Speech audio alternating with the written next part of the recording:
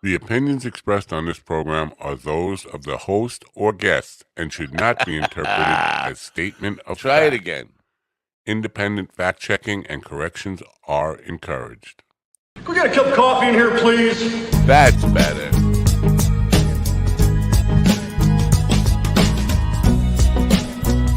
Fucking coffee.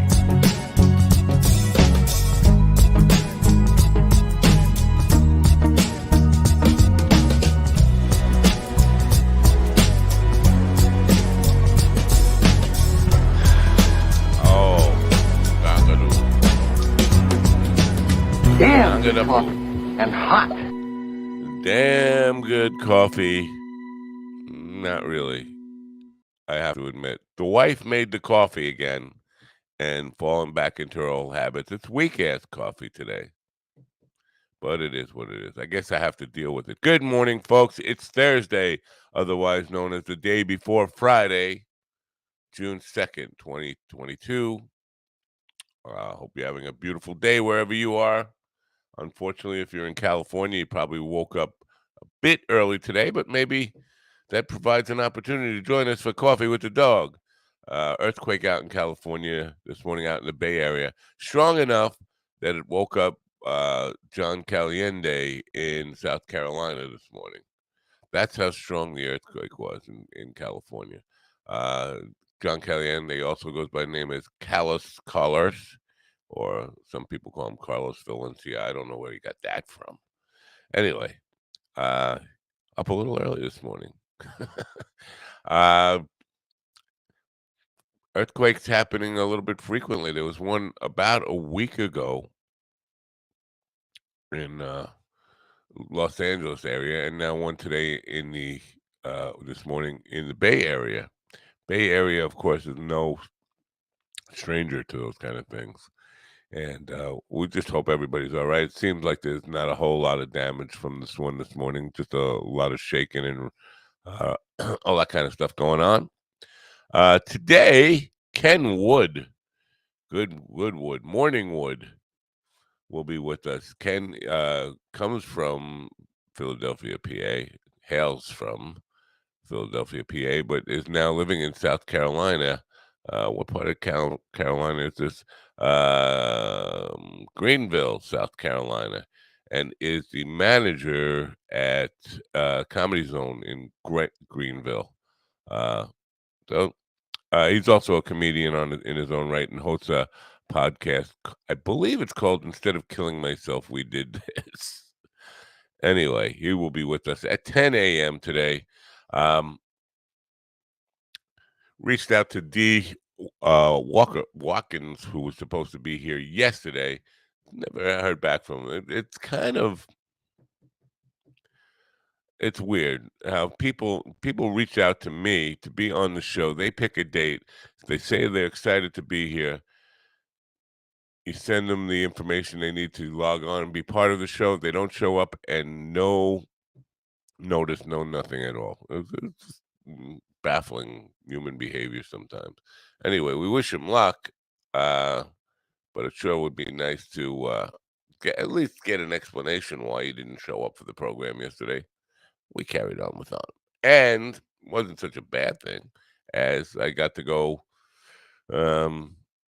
play a gig yesterday. That was I had a morning gig, 11:30 start, and it was a rush to get there and set up, and very uneventful for the old folks. Playing one for the old folks, but wasn't one of those ones where you walk away saying, "Well, that was fun to play for the old folks." It wasn't that at all. It was like, "Oh, that's good. The hour's done. I'm out." Anyway, got into a fight last night. A fist fight, wrestling fight, grappling and punching, and too old for that crap. And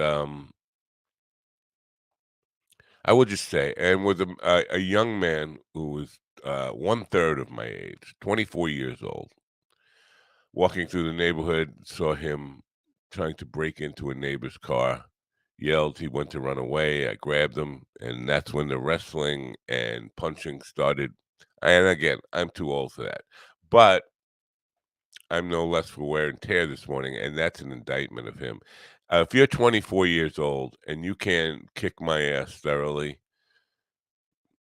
you, you got to do some check on yourself. Got to look at yourself and say, "What the fuck, man? I can't beat up a 62, almost 63-year-old man 2 months away."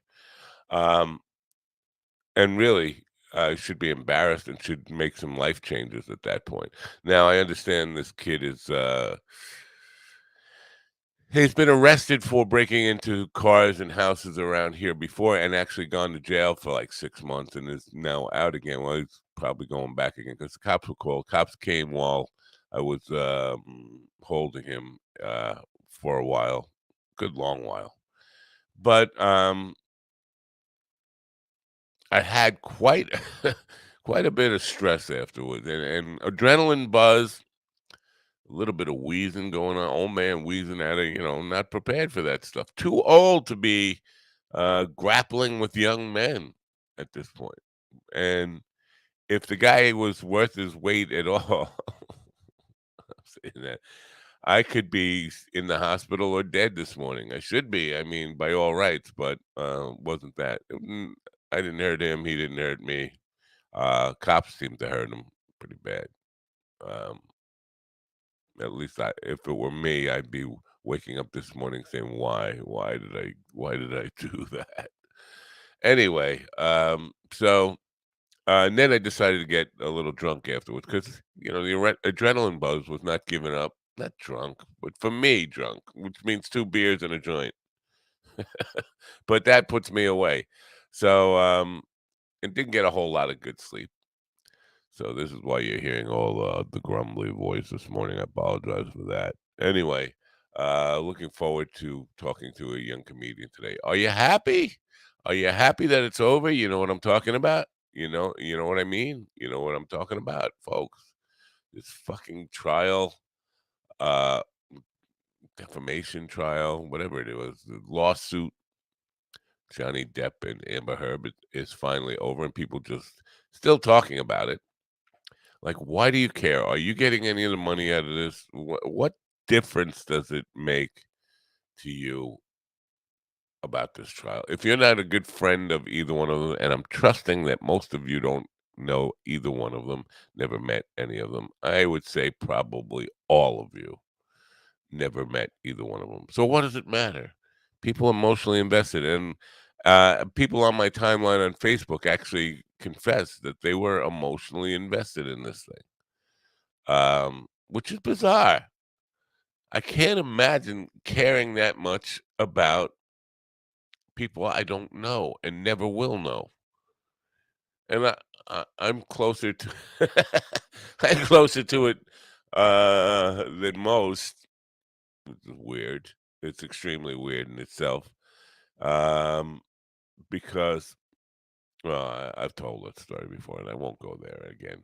But just to say, I've had some contact with one of the parties, not welcome contact, but contact from one of them, to see what I know. Like, what the fuck do I know? I don't know nothing. I really don't know nothing. Anyway, good to have you here. Coffee is a little weak this morning. I'm gonna have to deal with it. Probably gonna have to re-up on it. Occurs to me I didn't send Kiera a link. I'm gonna do that right now. She's not due for another hour, a whole hour, but I have to send her a link. I forgot to do that, so I'm doing it right now. Another shooting last night. We're not going to talk about it, but it's just, it's as predicted. Nothing happened with last week. Nothing's going to happen. We're going to live status quo. Still, it's going to be a problem. We have too many doors in this country. And that's just going to go on and on and on. And people are going to be happy with it. Sure. We got our guns and we got freedom to shoot. And that's all that matters. We have freedom to kill each other. Um, so, and I believe there were actually 3. There was the biggest one, the one they're talking about, was in Tulsa at a hospital or a medical facility. But I believe there were 2 other shootings multiple shootings last night. I don't want to call them mass shootings. Why? Well, I don't know. The one in Tulsa seems to be a mass shooting. 5 people are dead, I believe. Again, including the suspect. So, we got to put these people in jail. Well, they always end up dead. We're not putting them in jail. That's not the problem. The problem is it's too late. But okay, I'm not going to go talking about the gun control issue. I'm just sick of it. Nothing's going to get done. Nobody's listening to each other. People have dug into the side that they're going to dig into and say, this is my position. I'm not listening. So why bother talking? What else is going on? Well, it's just fucking same old gossipy bullshit in the news. And it just never ends, folks. It never ends. It's the same old, pop culture stuff. This is why I'm divorced from pop culture, movies and concerts and Asian pop bands meeting with the president and who's going to comment about that. It's exhausting. How do you people live following so many different celebrities? Jada Pinkett Smith finally addressed the Oscar slap on Red Table Talk. Do you still care about that? Are people still talking about that? The slap? Oh man, it's frustrating as hell to see the kind of world we live in, the things that are really important to us. Phone lines are open. I'm going to open up the phone lines here. It's 631-496-6464. If you want to call and got anything to say, maybe I'll make some phone calls out. Maybe I'll just harass some people this morning. How about that? Want to talk about pornography? Where the fuck did that come from? I want to talk about pornography. Brian Taylor Cohen, No Lie podcast. I don't know who he was arguing with, but he was arguing with some conservative guy, a Republican guy, and the guy called him pro-pornography. And he said, damn right I'm pro-pornography. I go, that's a weird fucking position to take. Listen, I'm no prude. And I'm not saying we should outlaw pornography. But to say you're pro-pornography, there's a difference between being, you don't have to be anti-pornography, but to be pro-pornography, to be for it, I'm all for it. It's kind of weird and kind of creepy. In my estimation, and I can't be talking about porn at work. Morning dog. Good morning, Kelly. Well, we at Morning Wood today. My guest is Ken Wood, and I'm calling him Morning Wood, so that should make you happy. I got Morning Wood for you. You can listen about porn, though, can't you? Oh, it's not safe for work. You got earbuds on, you can hear, or can the people hear? I'm not going to talk in too much in graphic terms. Maybe I am. Maybe I am. Maybe I am. Maybe I am. Maybe I am. Maybe I am. Let me see because I I'm a little sloppy and lazy. I should have been sloppy and lazy porn. I should have been picked up on this earlier this morning and been ready for this, but obviously I'm a lazy bastard. Did not, and had this clip from Brendan ready. Which is which now? There's probably this one. Oh no, nope, that's the wrong one.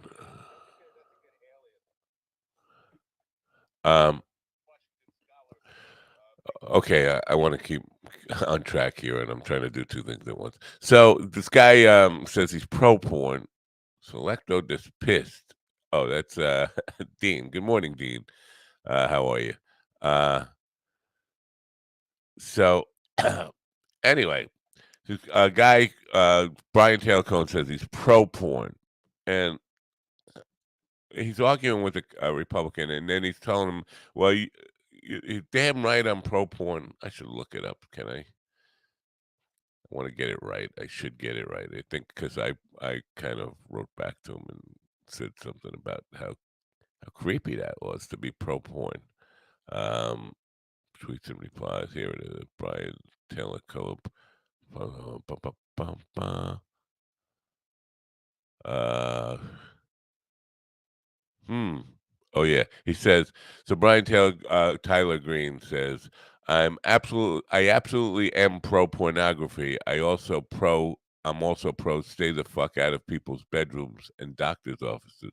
Clear enough for you. Now he's replying to Republican Paul Gosar, who says Cohen is violently pro pornography, virulently pro pornography, despite the average age of the exposure to porn being 13, according to the APA. Cohen also admitted the part where I talked about rampant drug use and sex trafficking in the porn industry. I wonder why. Now, that's true, and that's why I say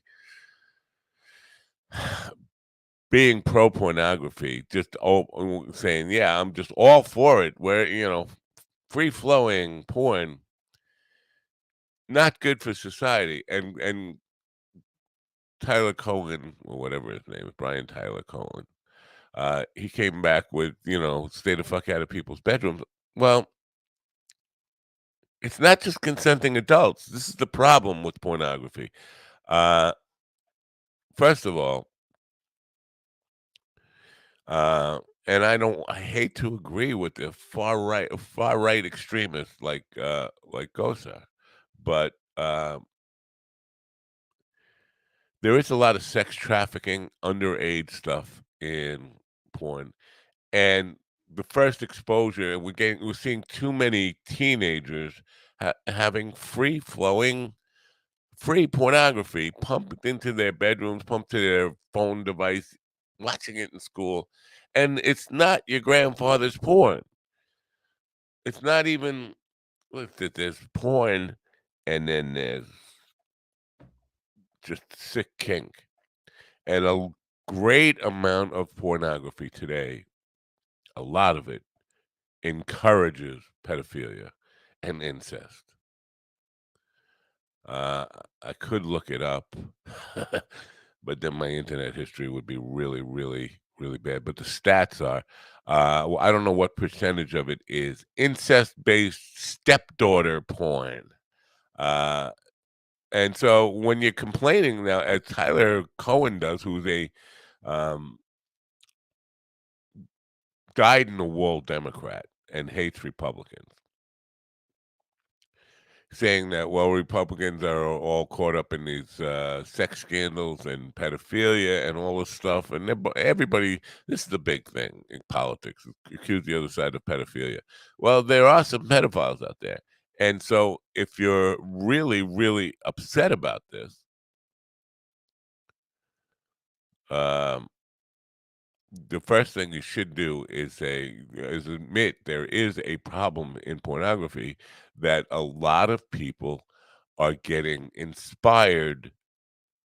Maybe it's a reflection of the society we live in, but still there is an awful lot of really sick material out there, stuff that encourages and inspires people.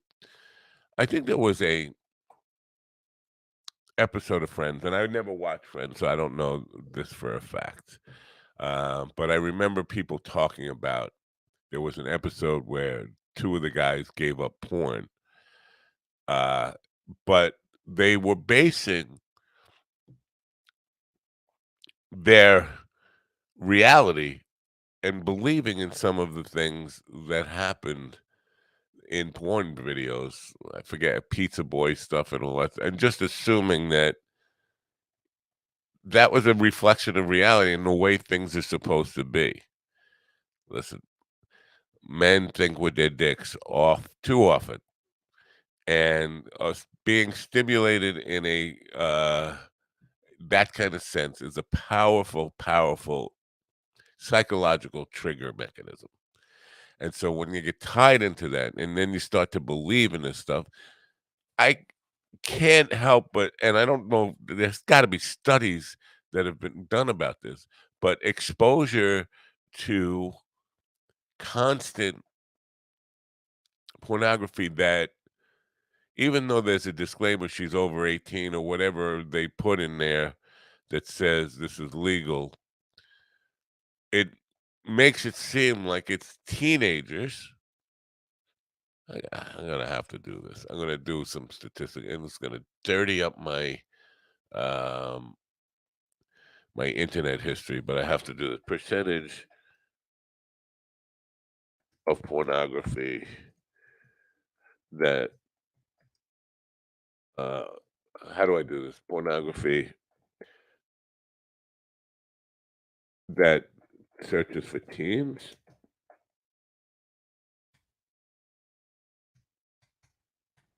Let's see about this. Most up-to-date pornography statistics, 10 shocking statistics about teens and pornography. No, this isn't what I'm looking for. Oh, here you go. 9 out of 10 boys and 6 out of 10 girls are exposed to pornography online before the age of 18. That's I think much younger than that. The first exposure to pornography among boys is 12 years old on average. 83% of boys and 57% of girls are exposed to group sex online. Again, consenting adults, I don't have a problem with group sex. 12-year-olds being exposed to it, probably not a good idea.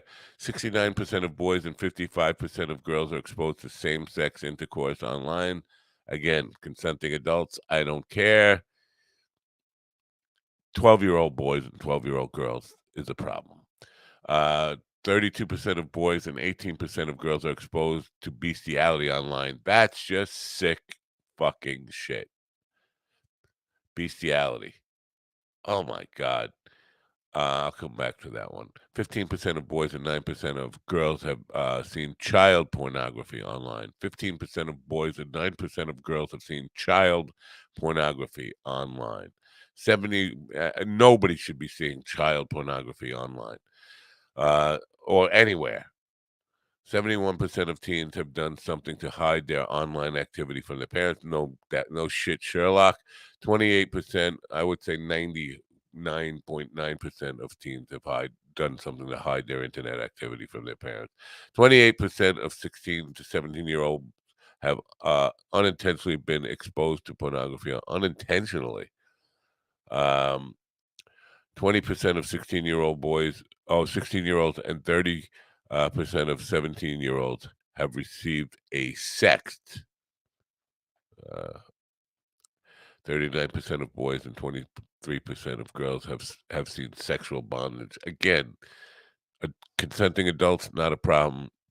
Kids is a problem. But that's not the stat I want to know. I want to know how many actual adults or anybody really searching for teens, because I believe the number to be very, very high and sick. I wish you could call in too, Kelly. Tell me you have to go to use the ladies' room or something, and call in and tell me what's on your mind, what you want to say about this. Do you think I'm wrong? Do you disagree with me? I'm just curious where we're going here. But there's a clip where Brendan Walsh talks about pornography and how sick it's become. So not only do we have it getting more and more of ridiculously encouraging criminal behavior, there is false, fake rape videos. And I'm gonna have to keep saying this. I don't have any problem with pornography used by adults, consenting adults in any way. Some of the content I do have a problem with, and I think it needs to be regulated somewhat. Stuff that encourages rape, whether that is forcible rape or the seduction of a non-consenting, non-adult a minor, That's a problem, and there's an awful lot of that, and being produced today and being put out there. And so when we look at the rise in pedophilia, the rise in sexual abuse, the rise in incest, can be traced directly back to what they're being fed. Can't see any of this stuff about. I guess I'm not going to be able to quickly pull up the stats. 33.3 billion searches of 90. Pornhub total 33.5 billion searches over the course of 2018, an increase of 5 billion visits over 2017. That equates to a daily average of 92 million visitors a day. At the time of this writing, Pornhub, I guess that's the biggest site out there, I guess. Pornhub's daily visits now exceed 100 million. Now, Pornhub is one of many, many sites, right? So I don't know how many sites there are. That would be another question. Probably hard to, probably not that. Well, I don't know. It depends on how many there are, but I'm sure there are over 100 porn sites, probably over 1,000, probably even more than that. I'm probably way off on these numbers. Every minute, 63,992 visitors arrive at Pornhub. This is just Pornhub stats. One site. 12 new videos, 2 hours of content are uploaded to Pornhub every minute. Stormy Daniels came in first. Oh, well, that's because of the Trump stuff with searches for a hit game. Fortnite also defined 2018. Well, that's weird. That doesn't fit into the. I don't know. Is Fortnite pornography? I don't know anything about it. I've heard the name. I don't know. Again, I apologize for being so culturally unhip. Pornhub's top 4 searches by volume remain the same. These included lesbian, hentai, MILF, and stepmom. Stepmom is troubling.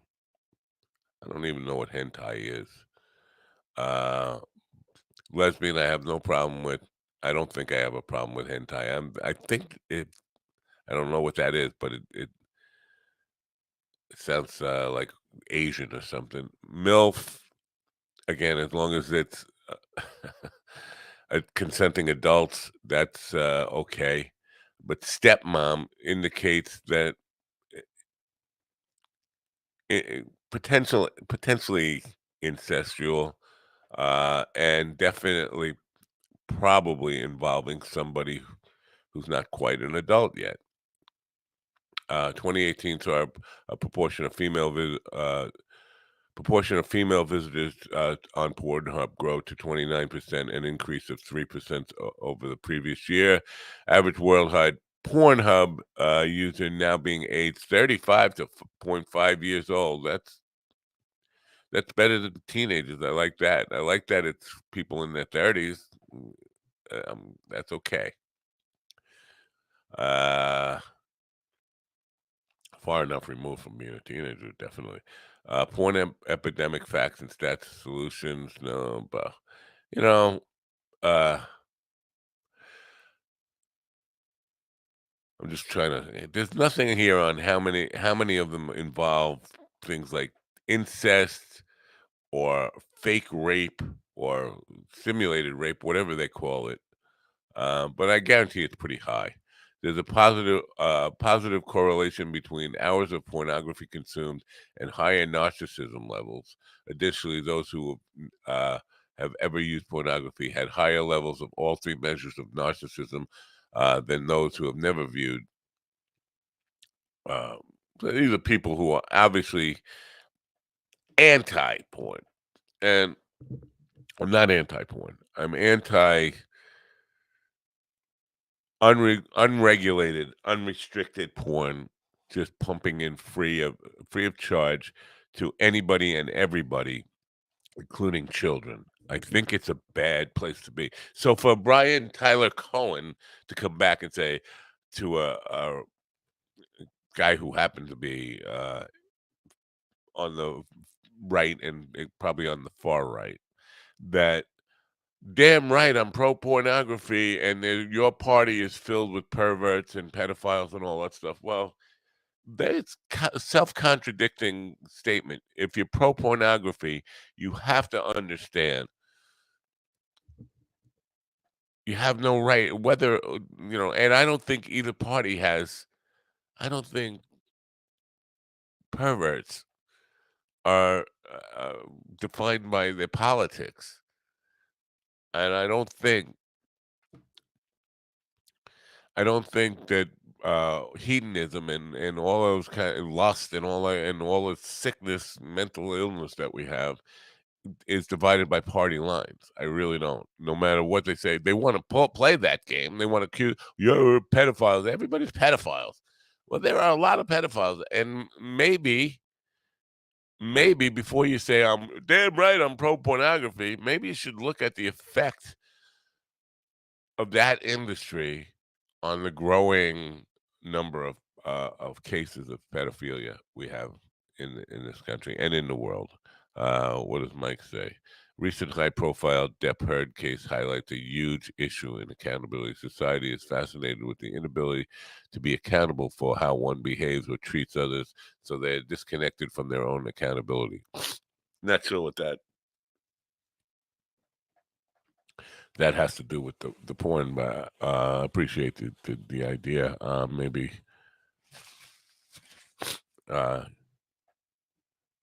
Christina says, my work don't care about porn. I thought you were maybe I'm wrong. I thought you were a work from home person or just a full-time animal mom. I don't know. Maybe I'm wrong. If I'm wrong, I'm wrong. I apologize for that. But and maybe that's just an assumption. Just I see every time I see you, you're caring for your critters. So I just think that's your whole life. I apologize if I get that wrong. I love you, but that's not creepy. Maybe if a girl said it, but what? What's not creepy? If a girl said it, but uh yeah. So anyway, if I can pull up, I'm sorry for all the confusion this morning. I'm just like I'm gonna try and see if I can find this clip from Brendan. I don't want to play the whole thing because it's forever. Um, but he said some stuff. Yeah, it's right around here. I think that is. This is Brendan Walsh when he was the first time he was on the Mind Dog TV podcast. Let me see if I share this now. Here we go. B-Man. What's their goal? It would be just to be like, I don't know, to be famous. Like, I just want to walk into the club and have everybody turn their head. It's like, what do you want to be famous for? I don't care. Like, I don't know, right. Rap or acting or just like, just being me, doing me. And that's just like a real, it's just a real dumbing down of, I mean, I feel like this whole country has been intentionally dumbed down. No question about it. Absolutely. Like 80s, maybe. I'm trying to, it's hard to pinpoint exactly, but I think it's probably somewhere in the 80s. Like even down to like the like the the Bill Murray movies and stuff, like where the hero was a total schlub loser who like didn't want to exercise, didn't want to work, and it's like getting a bunch of kids to idolize these like slackers, maybe part of like a larger conspiracy of like, just have everybody just want to fucking party, do beer bongs, be like a Hawaiian shirt doughy guy, party animal, ne'er-do-well. And then another big thing, I've been talking about this with people lately because it's just dawned on me. But like, because this is also affected, we're at a point now where there's a whole generation for the past 20 years where pornography has been plentiful and free and easy to access as making a telephone call. And I find that to be very, very curious because the government can regulate anything they fucking want.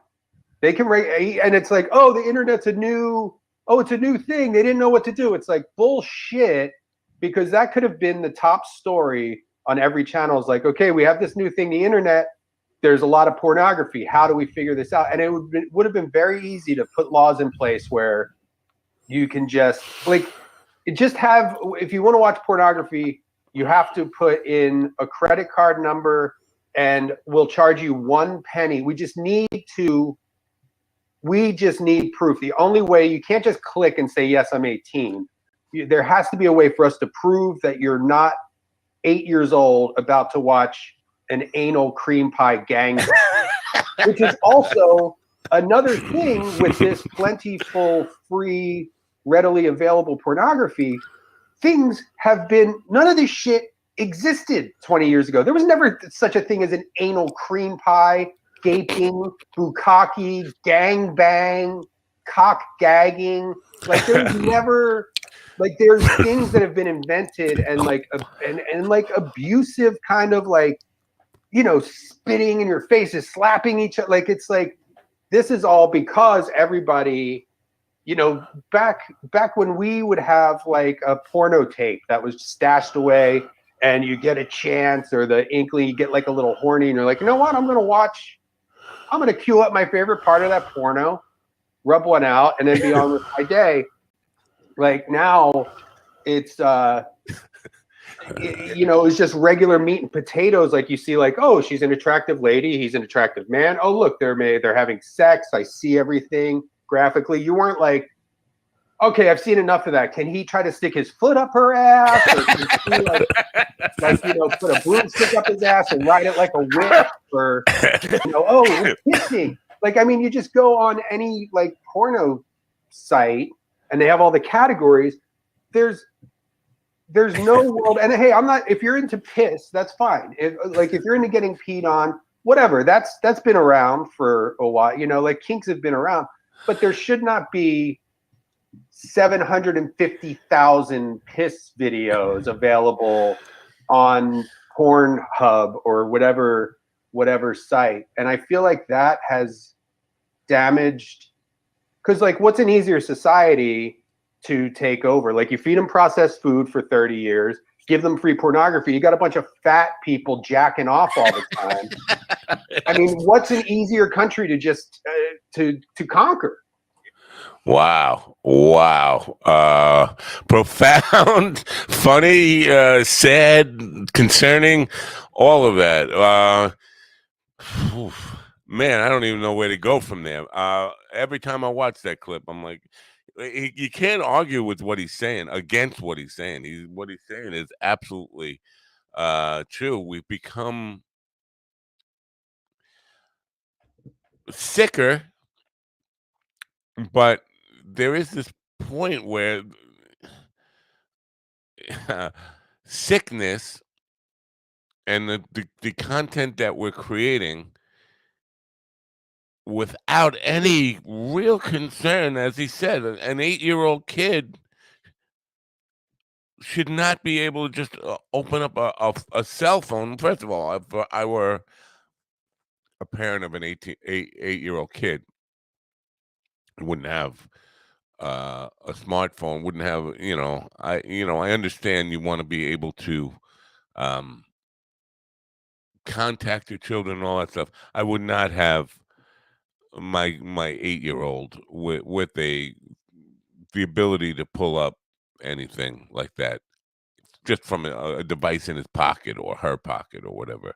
But again, there was a big difference, and I don't want to try to justify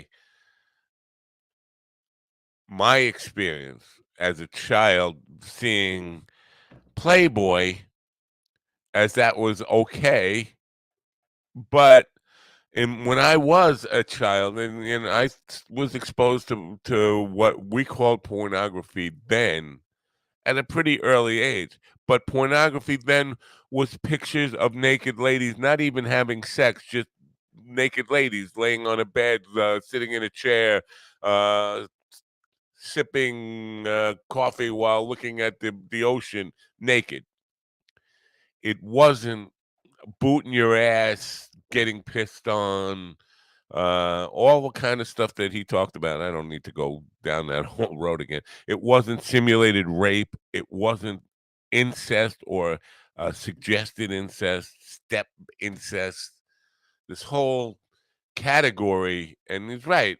It's one thing to say, okay, you're into piss. If there are 7 billion piss tapes out there, that indicates we're kind of getting a little bit off track here and a little bit fucked up as a society. So yeah, basically I started this saying I'm not against porn for consenting adults or censorship. But there does seem to be need for some regulation. First of all, and first and foremost, to keep it out of the reach of prepubescent teens. Absolutely. There are always going to be kids that are smart enough to find a way. So if you charge a penny for a credit card, like he was saying you have to do, that would go a long way towards minimizing the number of kids who actually can be exposed to it. Wouldn't stop it completely because again, everything you put out there, kids will find a way around it. My friend's uncle had stag films, and he used to keep them in a locked cabinet. But we figured out you could take the hinges off from the other side and leave the lock on, take the films out, and watch them 8mm films. So kids will find a way, but the more you can do to minimize it, important. And on the censorship level, it's a slippery slope to say we need to say, you know what, anybody producing anything that is suggestive of child pornography, incest, underage girls, teens, teen porn. If you're producing something you call teen porn, even though the models are over 18, and you're putting it in a teen category, suggesting that it's okay to have sex with teenagers if you're an adult, that should be a crime. That's a slippery slope. That's censorship. But think about what it's suggesting to people. Think about it is definitely encouraging pedophilia. We wonder why we're so fucked up in this world. It's because of the kind of stuff we promote and allow. And again, trying not to be a prude. I know I sound like a broken record here. Not being anti-porn does not equal you have to be pro-pornography. So when Brian Tyler Cohen said that, damn right, I'm going to read it again.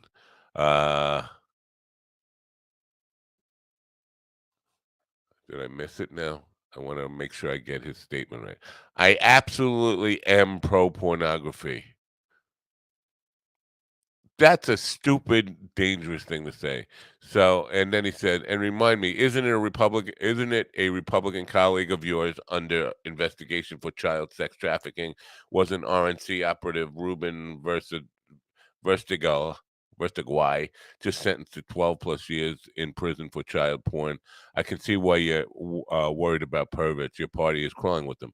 That's a bullshit thing to say because that guy and the people he met, they should be in jail. But to say it's only Republicans, it's ridiculous. And my response to him is probably a lot of Republicans are doing freaky shit. I didn't mention to him that probably a lot of Democrats are also doing freaky shit. But I just said, yeah, he's probably right about that. A lot of Republicans are doing freaky shit, and a good chance that many were inspired by porn that you are admittedly pro. I'm not going to suggest outlawing it, but to deny that creeps are becoming more creepy because of it is equal to denying that we have a gun problem. Pro porn is creepy and disgusting. He didn't get back to me. He didn't respond to that. But that's a real issue, and it's something we need to kind of address, where we draw the line between gatekeeping and censorship. again, slippery slope, but I think it's a slope we have to approach and have to kind of at least have a dialogue about it. Phone lines are open. If you do want to call in and have a say about it, glad to hear your opinions. The chat room is also open. Multiple chat rooms from Facebook to YouTube to Twitch and everywhere we are. There's chat rooms. Well, there's not chat rooms everywhere. Not like on Twitter. There's no chat room. Or if you can leave comments on Twitter, but I probably won't see them. Anyway, if you want to share on the program, call me up 631-496-6464. 10 a.m. Speaking of all this sexual talk, Ken Wood, Morning Wood, will be with me. He's a manager of a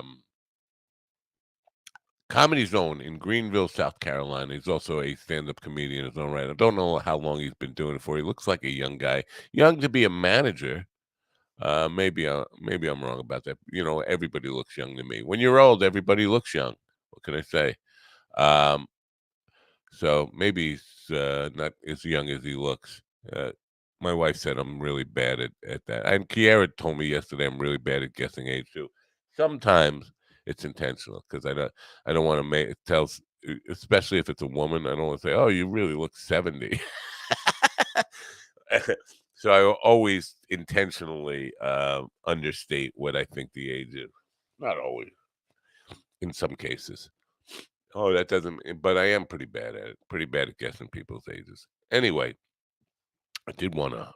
Yesterday I mentioned. Let me see. Can I upload this right now? Add a video. I'm going to see if I can do this while I'm talking. I probably can't do anything while I'm talking. Very can't walk and chew gum at the same time. Can't chew gum and walk at the same time. I can't do anything at the same time. You stab my back and I'll stab you. I'm going to see if I can upload this video so I can play it. It's one I mentioned yesterday. I'll wait until Kiara comes on to play it. But I won't start uploading it now.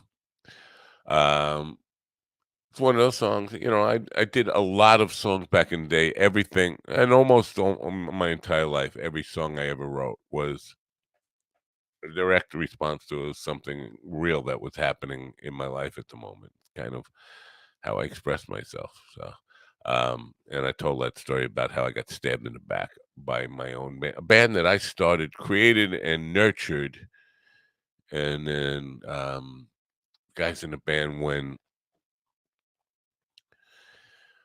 the club owner wanted to get with the girl that I was seeing at the time and about to move in with and go start to live, he was jealous. He had been trying to hit on her for years, and when he saw I was with her, he basically thought he would drive a wedge between us by saying, yeah, if she's with me, if she's going out with me, I can't play in their club.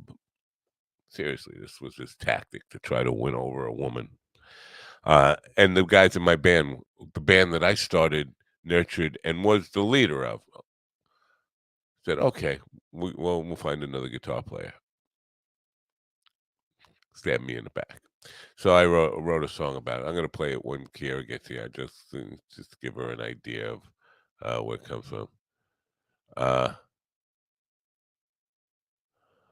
Okay, I'm getting some emails here. People have a lot to say in email. It's funny. They won't say it on the pro. I guess they're afraid of saying it publicly, but there's always a chance that I haven't, for the most part, ever kind of just said, "Okay, I'm going to put your email up here and let's make it public." So people have things to say. I guess they don't want it public, so they'll email me about it. I'll read it later, but got like 3 or 4 emails on this subject. I guess my rant was going on longer than I thought it was. But I appreciate you have opinions, and if you agree with me, disagree with me, whatever. But I really would like it if you'd share them on the program. It keeps the dialogue open, gives people more to think about. And especially if you disagree with me, you're not just echoing what I'm saying. It gives a more of a broader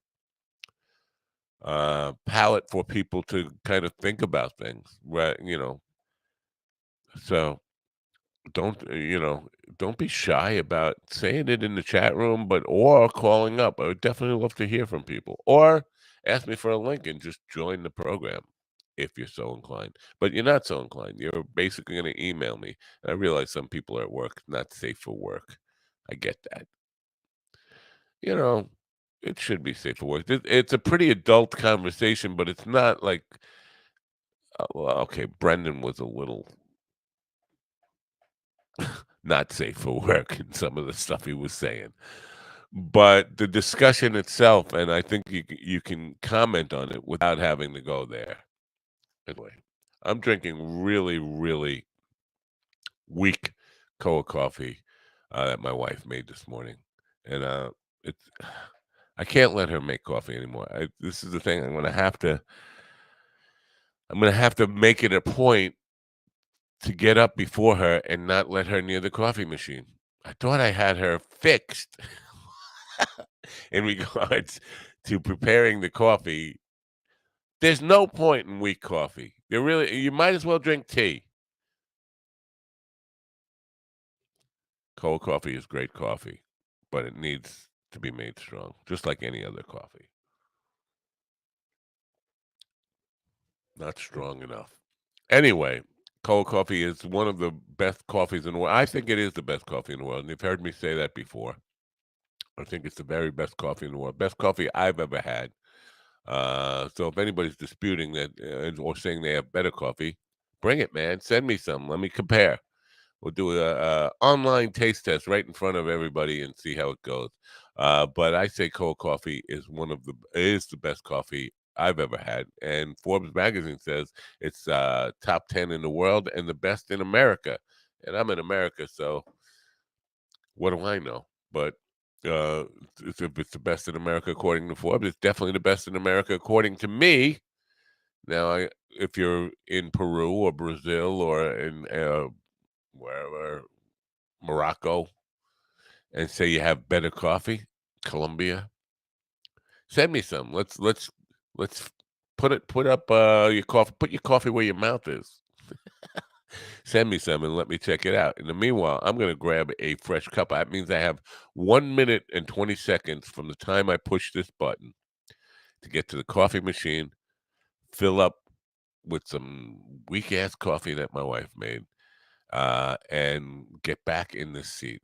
It's always a challenge. I always have to run, so I'm preparing myself for it right now. I'm actually in the midst of almost going for the headphones, getting the headphones off and getting ready to run. Here we go. Koa Coffee, get yours now. This episode is brought to you by Koa Coffee. If you are a coffee connoisseur and want to experience the best coffee Hawaii has to offer, no blends, no compromise, try the true taste of aloha. Koa Coffee produces premium Hawaiian coffee, hand-picked, expertly roasted, and delivered from Hawaii to your door with aloha. From award-winning 100% Kona coffee grown on the slopes of the Mauna Loa volcano to the unique mocha beans of Maui, they strive to provide their loyal customers with the best quality and freshness. Since 1997, Koa Coffee has been known far and wide as a product of utmost quality, and their awards prove it. Koa Coffee was featured in Forbes' Top 10 Coffees of the World. This is the coffee Forbes called the best coffee in America. Find out what it's all about. Go to minddogtv.com/coffee. Oh yeah, Koa Coffee. I don't know where that photo is of the girl I met at the party last week, but she looks almost like that's a twin sister. I didn't notice it when I was hanging out with her at the party, but that's the girl. That's the girl I met at Long Island Yacht Club last week. I think I posted her picture on Twitter. I could pull that up, but I should do that comparison. Tomorrow I'll probably do that. Anyway, 10 a.m. Ken Wood from Greenville, South Carolina, or living in Greenville, South Carolina, and running a comedy club there, will be with me. And hopefully any minute now, the sleepy Kiera will be with me.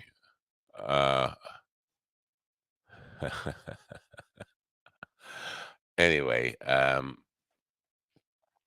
Craig is commenting on my overalls picture. I found some pictures from 12 years ago. We're playing at a place called, what was it? Hurricane Harry's in Freeport. It's no longer Hurricane Harry's, but on the water. And I'm wearing overalls and white sneakers. And Craig's making some comments on Twitter, busting my chops, balls, whatever you want to call them. My choppy balls. Oh,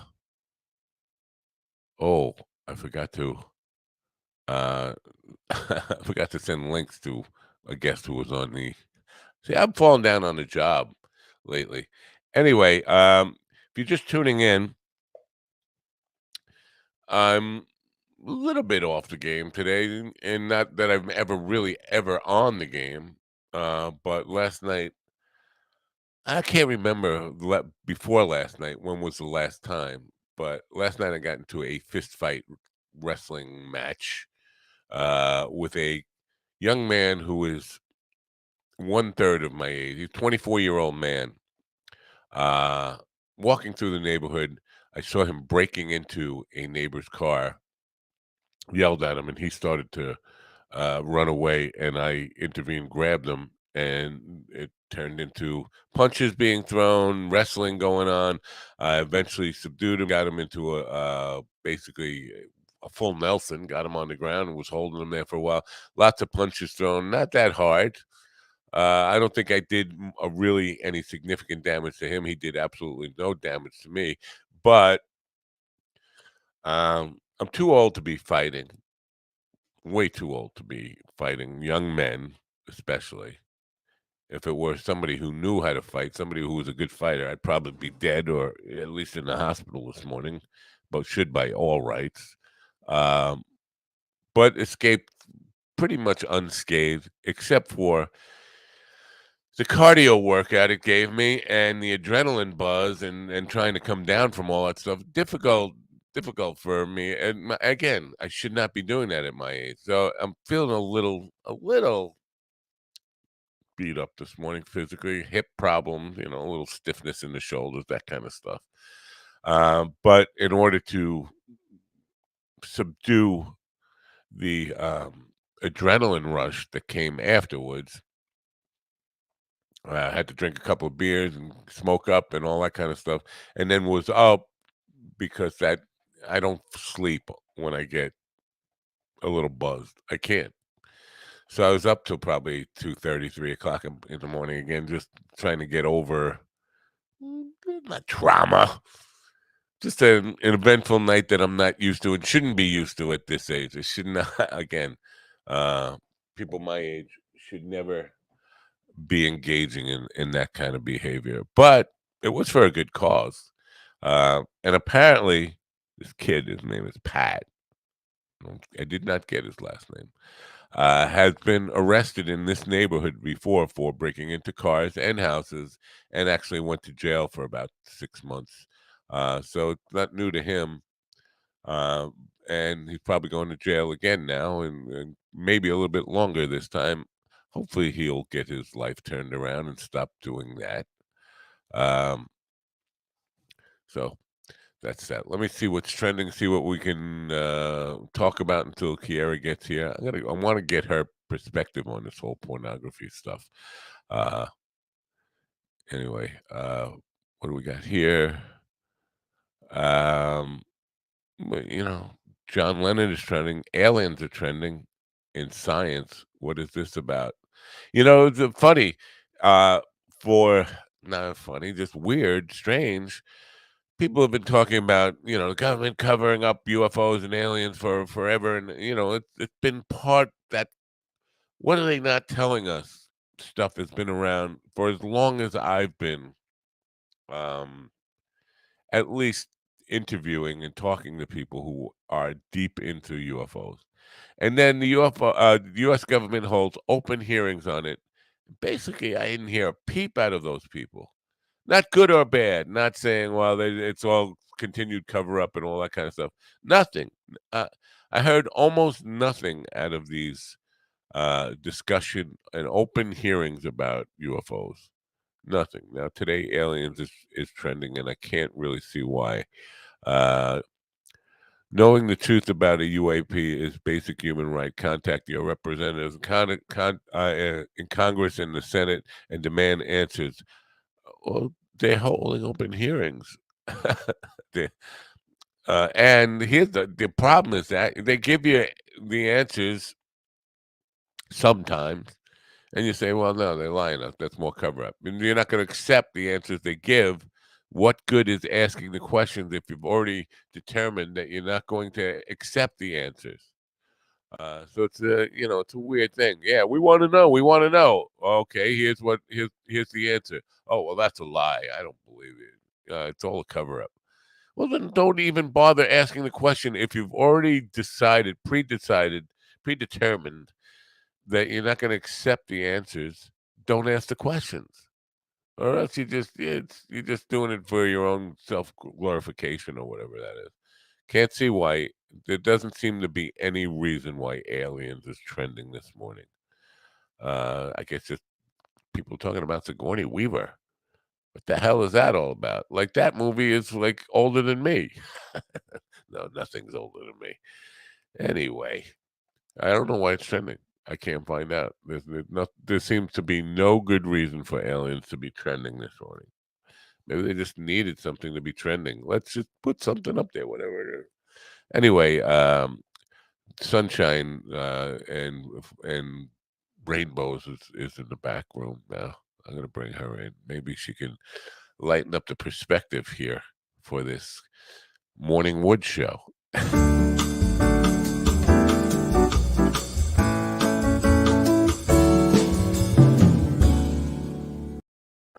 Good morning. Good morning. It's the morning wood show. Yes. Morning Wood, because my guest is named Ken Wood. He's a comedian named Ken Wood, so I'm calling it the Morning Wood Show. That's good. That's good. I had some this morning. How are you today? I'm okay. I'm allergy ridden again. Oh my gosh. It is what it is. So I want to get your perspective on this. You probably didn't hear the early part of the program, right? I'm just assuming you didn't, and that's all fine.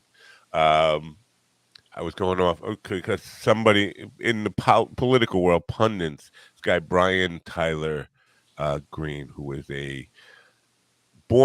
died in the wall Democrat and very committed to party politics, and he's definitely a Democrat and hates Republicans. Everything Democrat is good, everything Republican is bad in his view.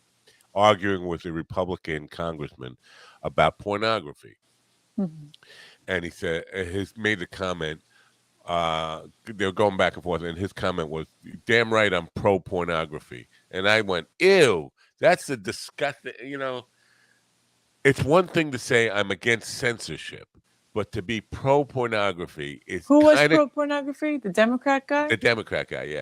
He's saying he's pro-pornography and pro-stay the hell out of our bedrooms and all that kind of stuff. And then he came back to say, didn't a Republican just go to jail for child porn? Didn't another Republican go to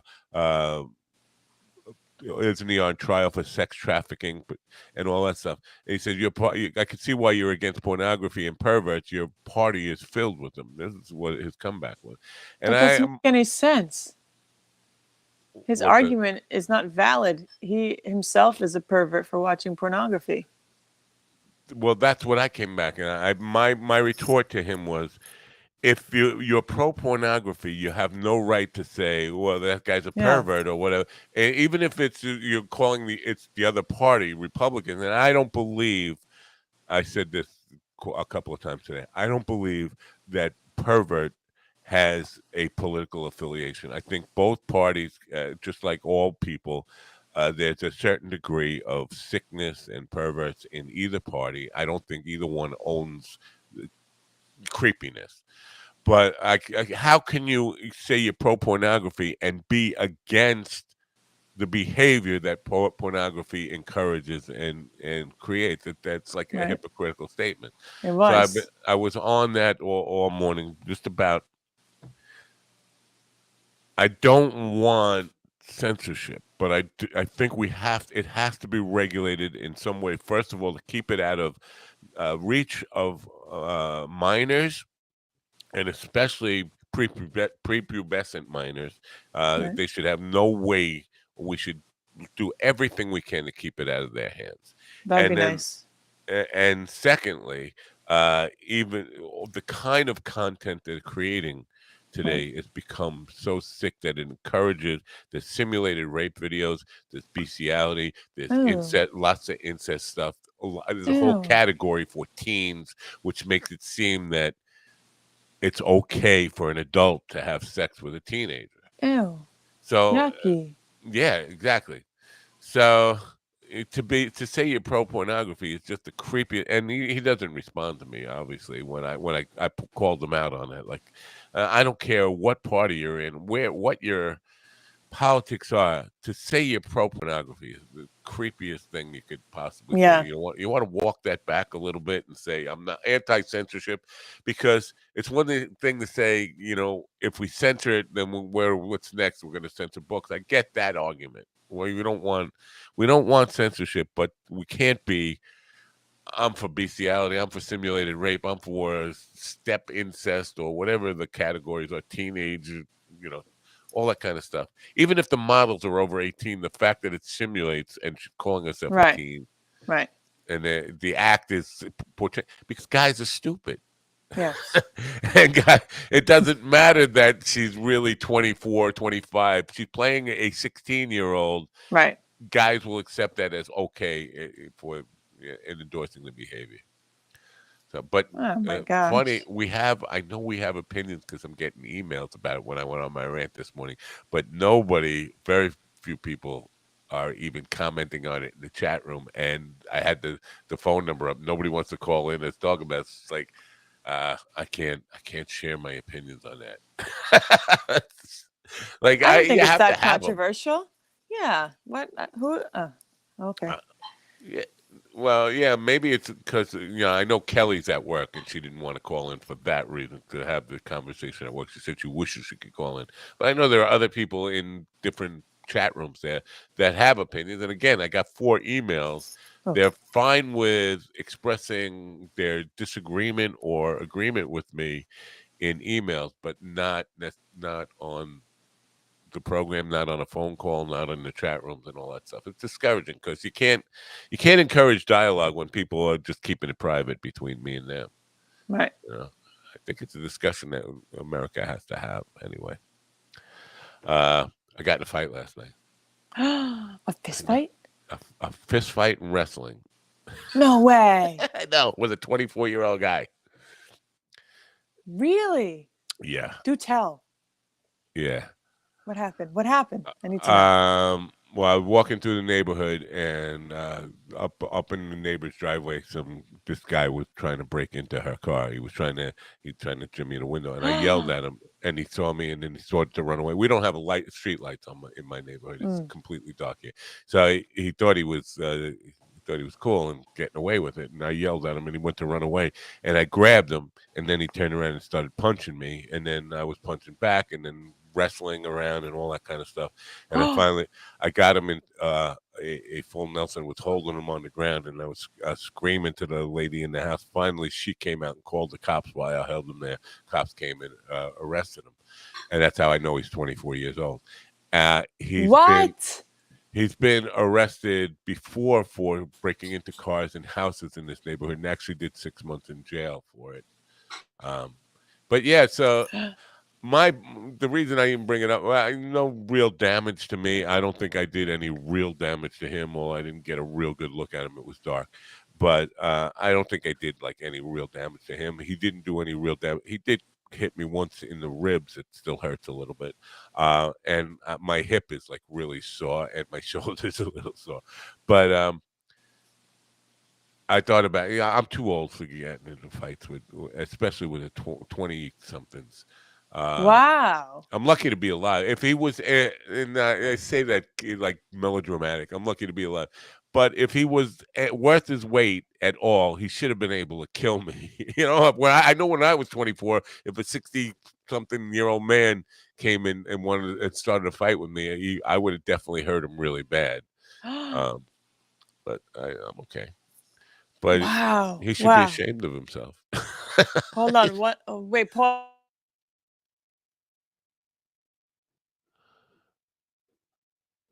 Oh, you're getting Sorry. good at you're good at muting stuff. I had to yell. Wow. So you could be like Batman. I should be in the hospital or dead, but I'm not. So, But then I had like a weird adrenaline. First of all, the cardiac, I was like sucking wind after it because holding a young man in a full Nelson for had to be. Time gets distorted, but it felt like 20 minutes or so that I I was was gonna holding him. say, I mean, how long did it take the cops to get there for you to hold him like that? A long time, and he was struggling. So it wasn't just we were just laying there and he was submitting. He was trying to fight his way out the whole time. So my arms definitely arms feel it a little bit, shoulder feels it, ribs feel it a little bit. This hip is a little bit beat up, but was sucking wind. After it was done, it was like took me a good hour to get my breath normalized and was wheezing a little bit after. Typical what you would expect from an old man.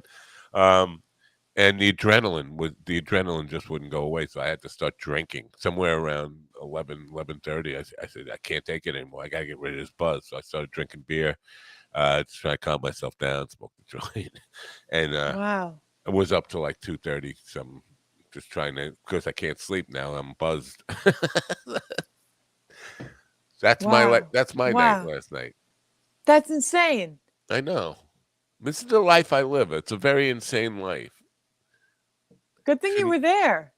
Huh? Wow. Good thing you were there taking a walk in the middle of the night. Why? What would he have gotten out of a car? Probably because I have a feeling that he robbed my wife's car like 10 years ago now. No, it couldn't have been because he would have been 14 years old. He could have. Yeah, he could have been 14. Yeah. But my wife had a Mustang convertible and somebody cut the roof with a knife. They left the knife there. But they reached in and got in the car and robbed chains, like lots, chains that people keep for tolls or whatever in the thing. Probably like $10 worth of chains. But he left his knife there that would have to be worth more than $10. We never caught the kid. I'm thinking it might have been him. Wow. Yeah. Wow. But then he would have had to been like 14 years old, which is that's not young. Impossible. Yeah, it's not impossible. Right. Wow. Well, hopefully he learns his lesson this time. He's probably going back to jail for more than 6 months this time because he was caught red-handed. Now I'm probably going to have to, if he doesn't plead guilty, I'm probably going to have to go testify. He's probably going to. Wow. Yeah. Get yourself into this stuff. And again, what would he have gotten? What would he have gotten? He wasn't going to steal the car. He might have. He might have. You never know. Was the lady elderly? She's the cat lady. She's the old cat lady. She's got she lives alone. She's got to be in her 80s, and she has a yard full of feral cats. They're not her cats, but she feeds them, and they're feral. Right. So you helped an elderly woman. So that's nice. Yeah, my wife helps her all the time. My wife actually goes over there and traps the cats, and then we bring them to the vet, and I end up paying for them to be neutered. What? Yeah. Wow. It costs a lot. Over the years, thousands and thousands of dollars for. I thought the vets did it for free. Nope, not even close. Oh my goodness! I think it's $75 now. What it used to be like $45, but I think it's $75 now. We haven't done it in a year or so. Since COVID, we've kind of laid off it, which is why she's got more cats over there now. They need to be trapped.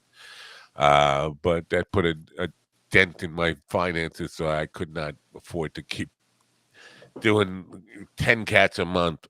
Another $750 of cat neutering bill a month. Wow. Yeah. They trapped them over here too. We have a lot of feral cats, and this woman was trapping them.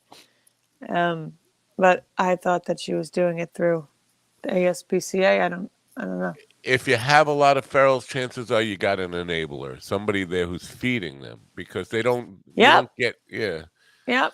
And that's right what this right lady in front is. of my doorstep. They throw chicken and what am I supposed to do? Yell at them? Tell them to stop Yes. feeding them? Really? Yes, stop feeding them, or at least you're going to pay the bill. When I trap them and bring them to the vet, you should pay the bill now. Yeah, they're everywhere. I don't want to know. get angry at her, but Yeah. because she's an old lady and she can't even bring her own garbage pail in.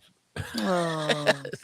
But it's the cats are her children, There's that part of it. She's got nobody. The cats are her family, as crazy as that sounds. You never hear of a crazy cat man. I've never seen a crazy cat man. It's always a crazy cat lady. We had a crazy cat lady on our block. She had hundreds of cats. Yeah, you ever notice that? I didn't notice that, but I'm going to look it up while I ask you if you got any stories for today. But a crazy cat man. I've never heard of a crazy cat man. I wonder.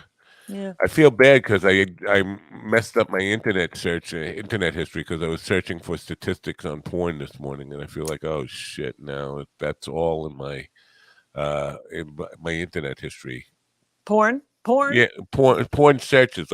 What are the most popular searches and all that kind of stuff. Right. Because I know the categories are getting sicker and sicker. I played a clip from when Brendan Walsh was on my show, and he was talking about how sick stuff was getting. The crazy. Oh, man. And they're always elderly people. I don't think there's crazy cat middle-aged people or crazy cat mid-20s people. Crazy Cat Man Home on Facebook. Is a guy who calls himself the Crazy Cat Man. He's got pictures of all the cats in his room. He has a Facebook? Yeah. He's proud of it. He's crazy. Crazy Cat Lovers United. He's called the Crazy Cat Man. And there's a bunch of them that come up in the search here. Crazy Cat Man.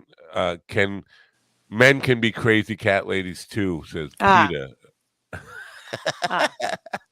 Yeah, but you never hear of him. You're right. David Williams. Where's he from? Michigan. Of course. Yeah, right. I would expect Florida. Well, guy in New York. What's this guy's name? Doesn't have his name. We're just calling them out. I'm gonna name them. Yeah, Crazy Catman. What they got a whole article of several different cat men in here. So yeah, I guess it happens, but it's more rare, and you only hear about the women. Yes, that's definitely. Funny. That band is from Michigan. I love that band. I've been listening to them, I don't know, since I texted you nonstop. Oh, what was the name of that band? Greta Van Fleet. Yeah, Greta Van Fleet. That's a weird name because it reminds me of there was this like a Fox host, Greta Van Susteren or something like that. Mm-hmm. She got famous during the OJ trial. Where that hell they got that name? Because I was expecting to see a girl in the band, Greta Van Fleet. Well, they said they took it from the town elder from their town in Michigan. They thought she had a cool name. So that's kind of weird though, because does that woman get royalties now for the rest of her life? Leonard Skinner was actually the gym teacher for Leonard Skinner. And I didn't know that. Okay. Yeah. Wow. So that explains where they got the name. Now I heard two songs because the first one I heard sounded a lot like a Led Zeppelin song. Right. And then the second one I listened to didn't sound anything like Led Zeppelin, so I was a little bit thrown off. But it seems the kid's a good vocalist. Yes. But he doesn't seem like a great songwriter. A lot of his choruses are just O's. And which Robert Plant did a lot with like Immigrant Song. Right.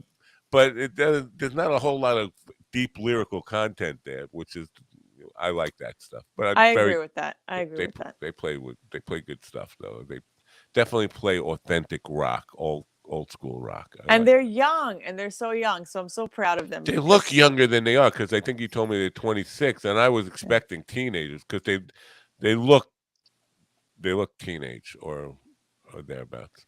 Well, I was gonna say what was weird was they were all clean shaven, but it didn't even look like they had stubble or anything. So then I got worried that men don't have facial hair anymore. But now he has a mustache and a beard. So that's because of the stuff they put in the Coke cans. It takes away from your testosterone, takes away from your penis, takes away from your sperm count, all that kind of stuff. I believe it. Well, the If you- hormones in the milk or something in the milk and eggs or something. If your daddy had a mustache this long, your mustache is gonna be this long. Yeah. Yeah. And you're gonna look like Hitler. Right. I want to play a song that I talked about yesterday. You stabbed my back and I stabbed yours. Ooh. Okay, exciting. All right, it's kind of a terrible video, really, and there's too many close-ups of me in it. But here, I can't wait. I'm so excited.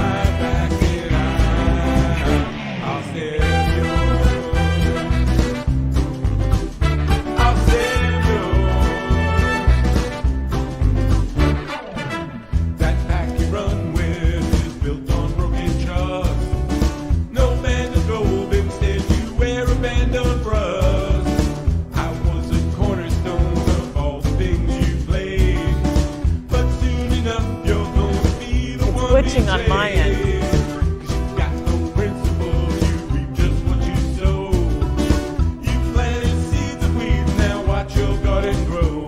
Maybe I have to leave and come back.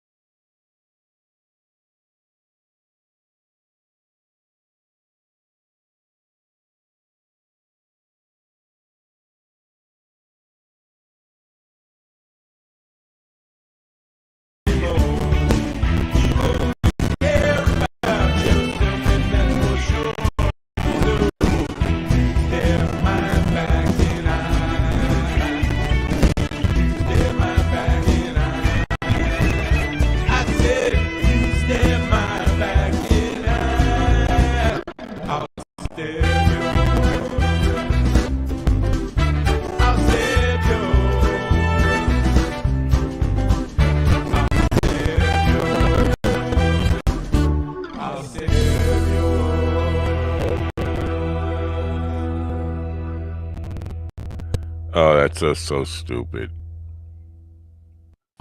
Wow. Yeah, I didn't hear any of the song. I heard the beginning. Only a snare drum. And then the snare drum just like, I don't know, it just was glitching on the snare drum. I had to leave and come back. That's very weird. I missed the whole thing.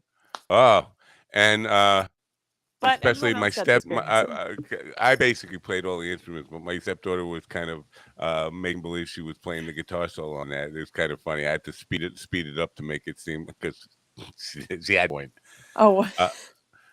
Wow. That was the whole thing was done. The video was done on a lunch break or a hair shoot. So you could see the model in there, right? There's a model in there. My stepdaughter's in there, but we were on a lunch break, so the model was waiting for her shoot for a hair and beauty shoot. I made her be in the video. Good. Do something. Yeah. Wow. She was I can't remember her name, but she was she was in so many. She's Russian. Greta Van Fleet. Yeah, probably Greta her Van name. Fleet, probably her name. Yeah. So yeah. So did you bring any good news for us? Happy news? Any? I Mike brought says it some. reminds him of the song from Land of the Lost. I don't. Oh, maybe Land I know of the that Lost. song, but I can't think of it right now. I have some dog news. Dog news? Wait a minute. Dog news. Okay, now we can do dog news. Okay, so it's from UPI, and this is a coyote actually, but it does have to do with the dog.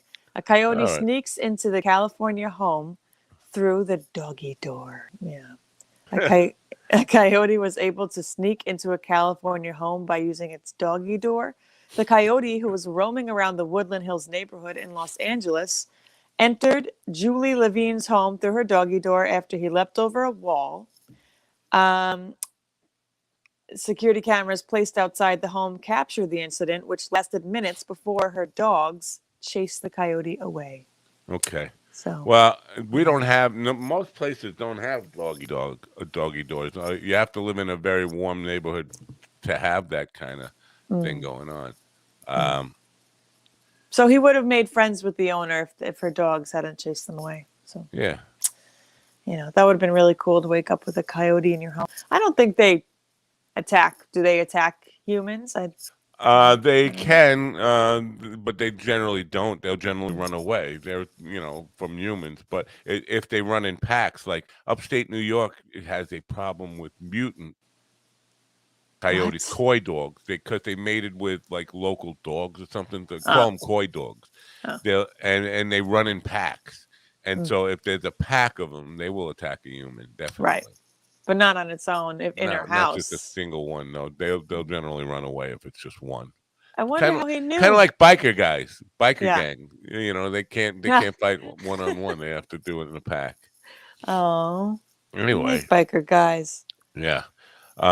My guest is here today. I'll let you go in just 1 minute, but let's welcome him in. His name is Ken Wood, and he is a comedian and a manager of a comedy club in Greenville, South Carolina.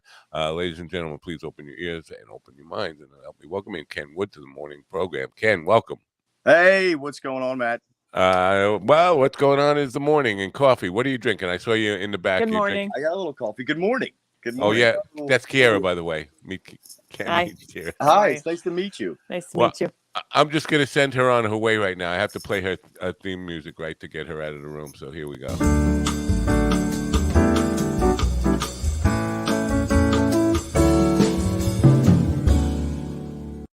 And that's it. She's gone. Good. It's just the guys. No, she'll be back. Anyway, how are you? Good today? I'm good, brother. How you doing? Thanks for having me. Really my pleasure to have you. Now, I was looking at your Facebook page, and I like your banner on that side. I tell people I thought you were young, but hearing your voice, you sound like not as young as you look. How old do you think I am? Take a guess. I thought 20. Oh, I thought 21, 22. I appreciate that. I appreciate that very much.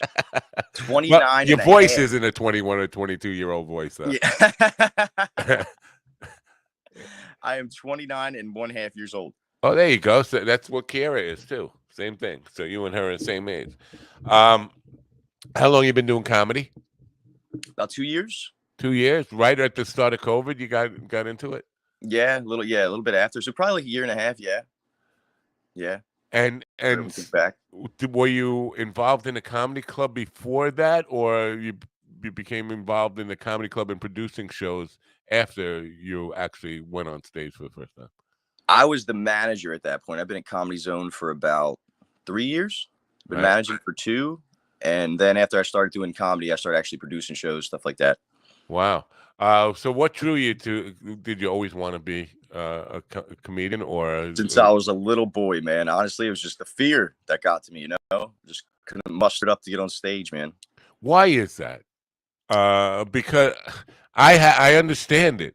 Believe me, it's why I'm not a comedian now. I tried it in my younger age, and I had never had a problem being on stage. I don't have a problem talking to a microphone.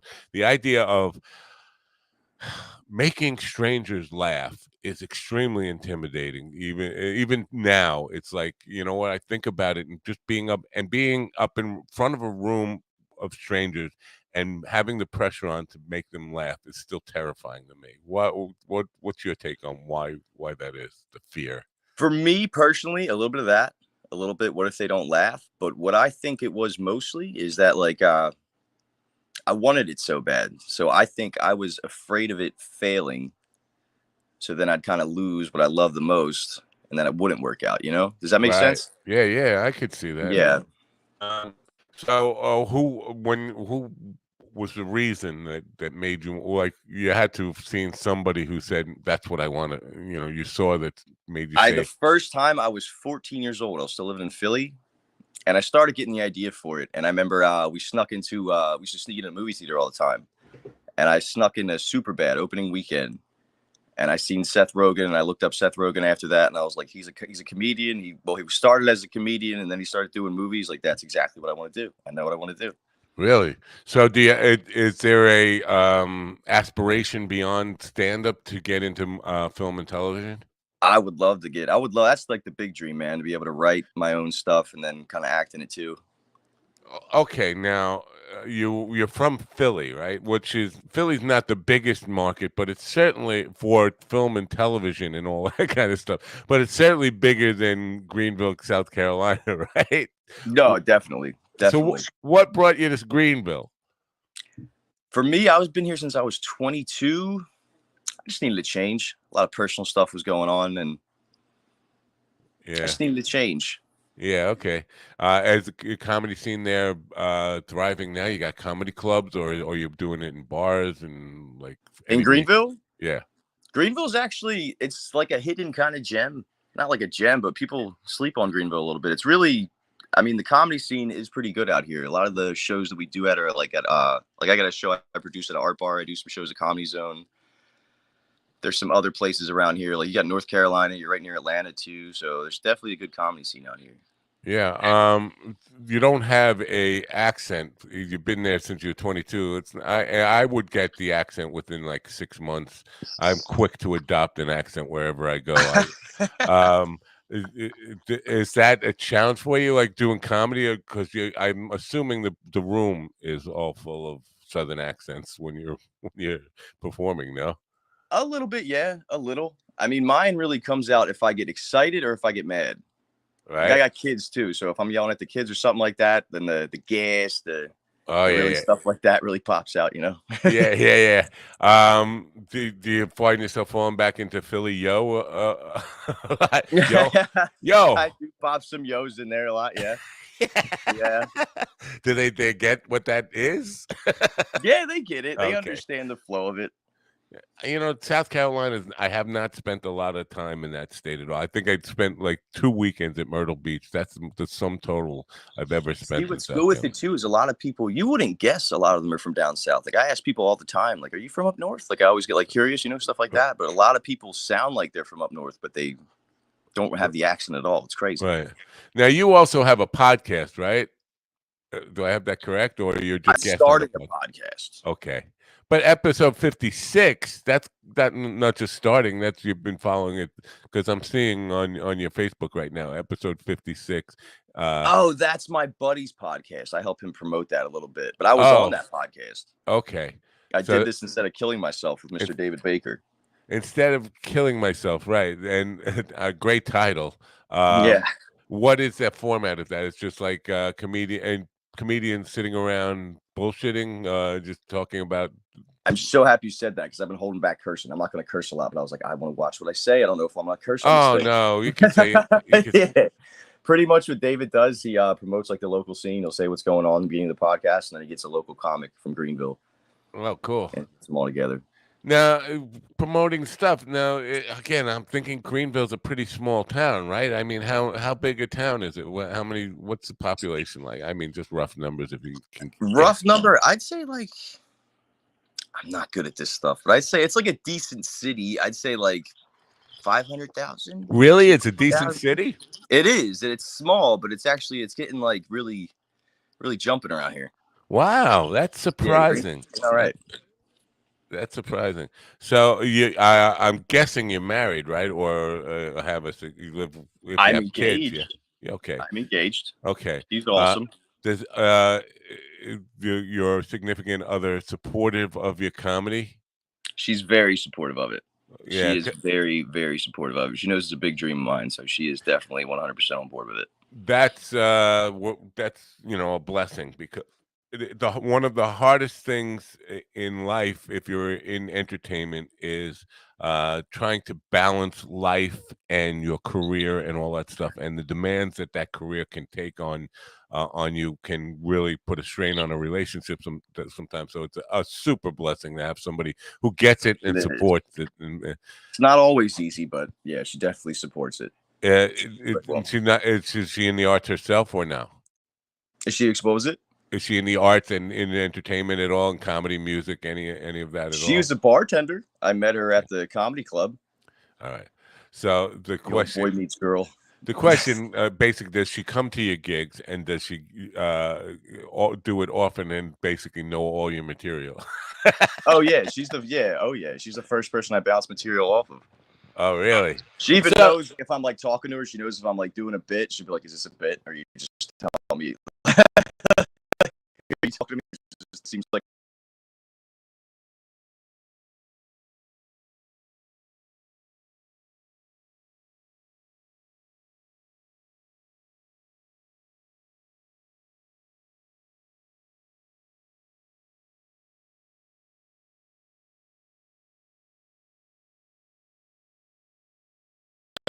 No.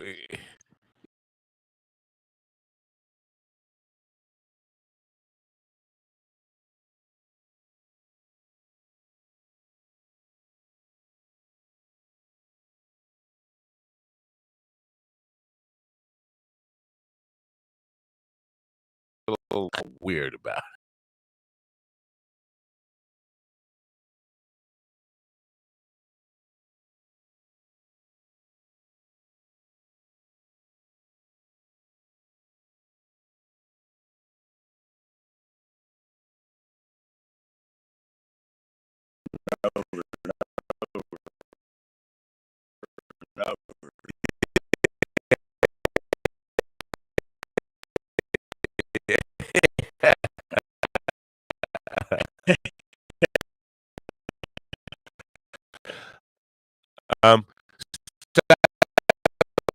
Statistically, what do you like? Well,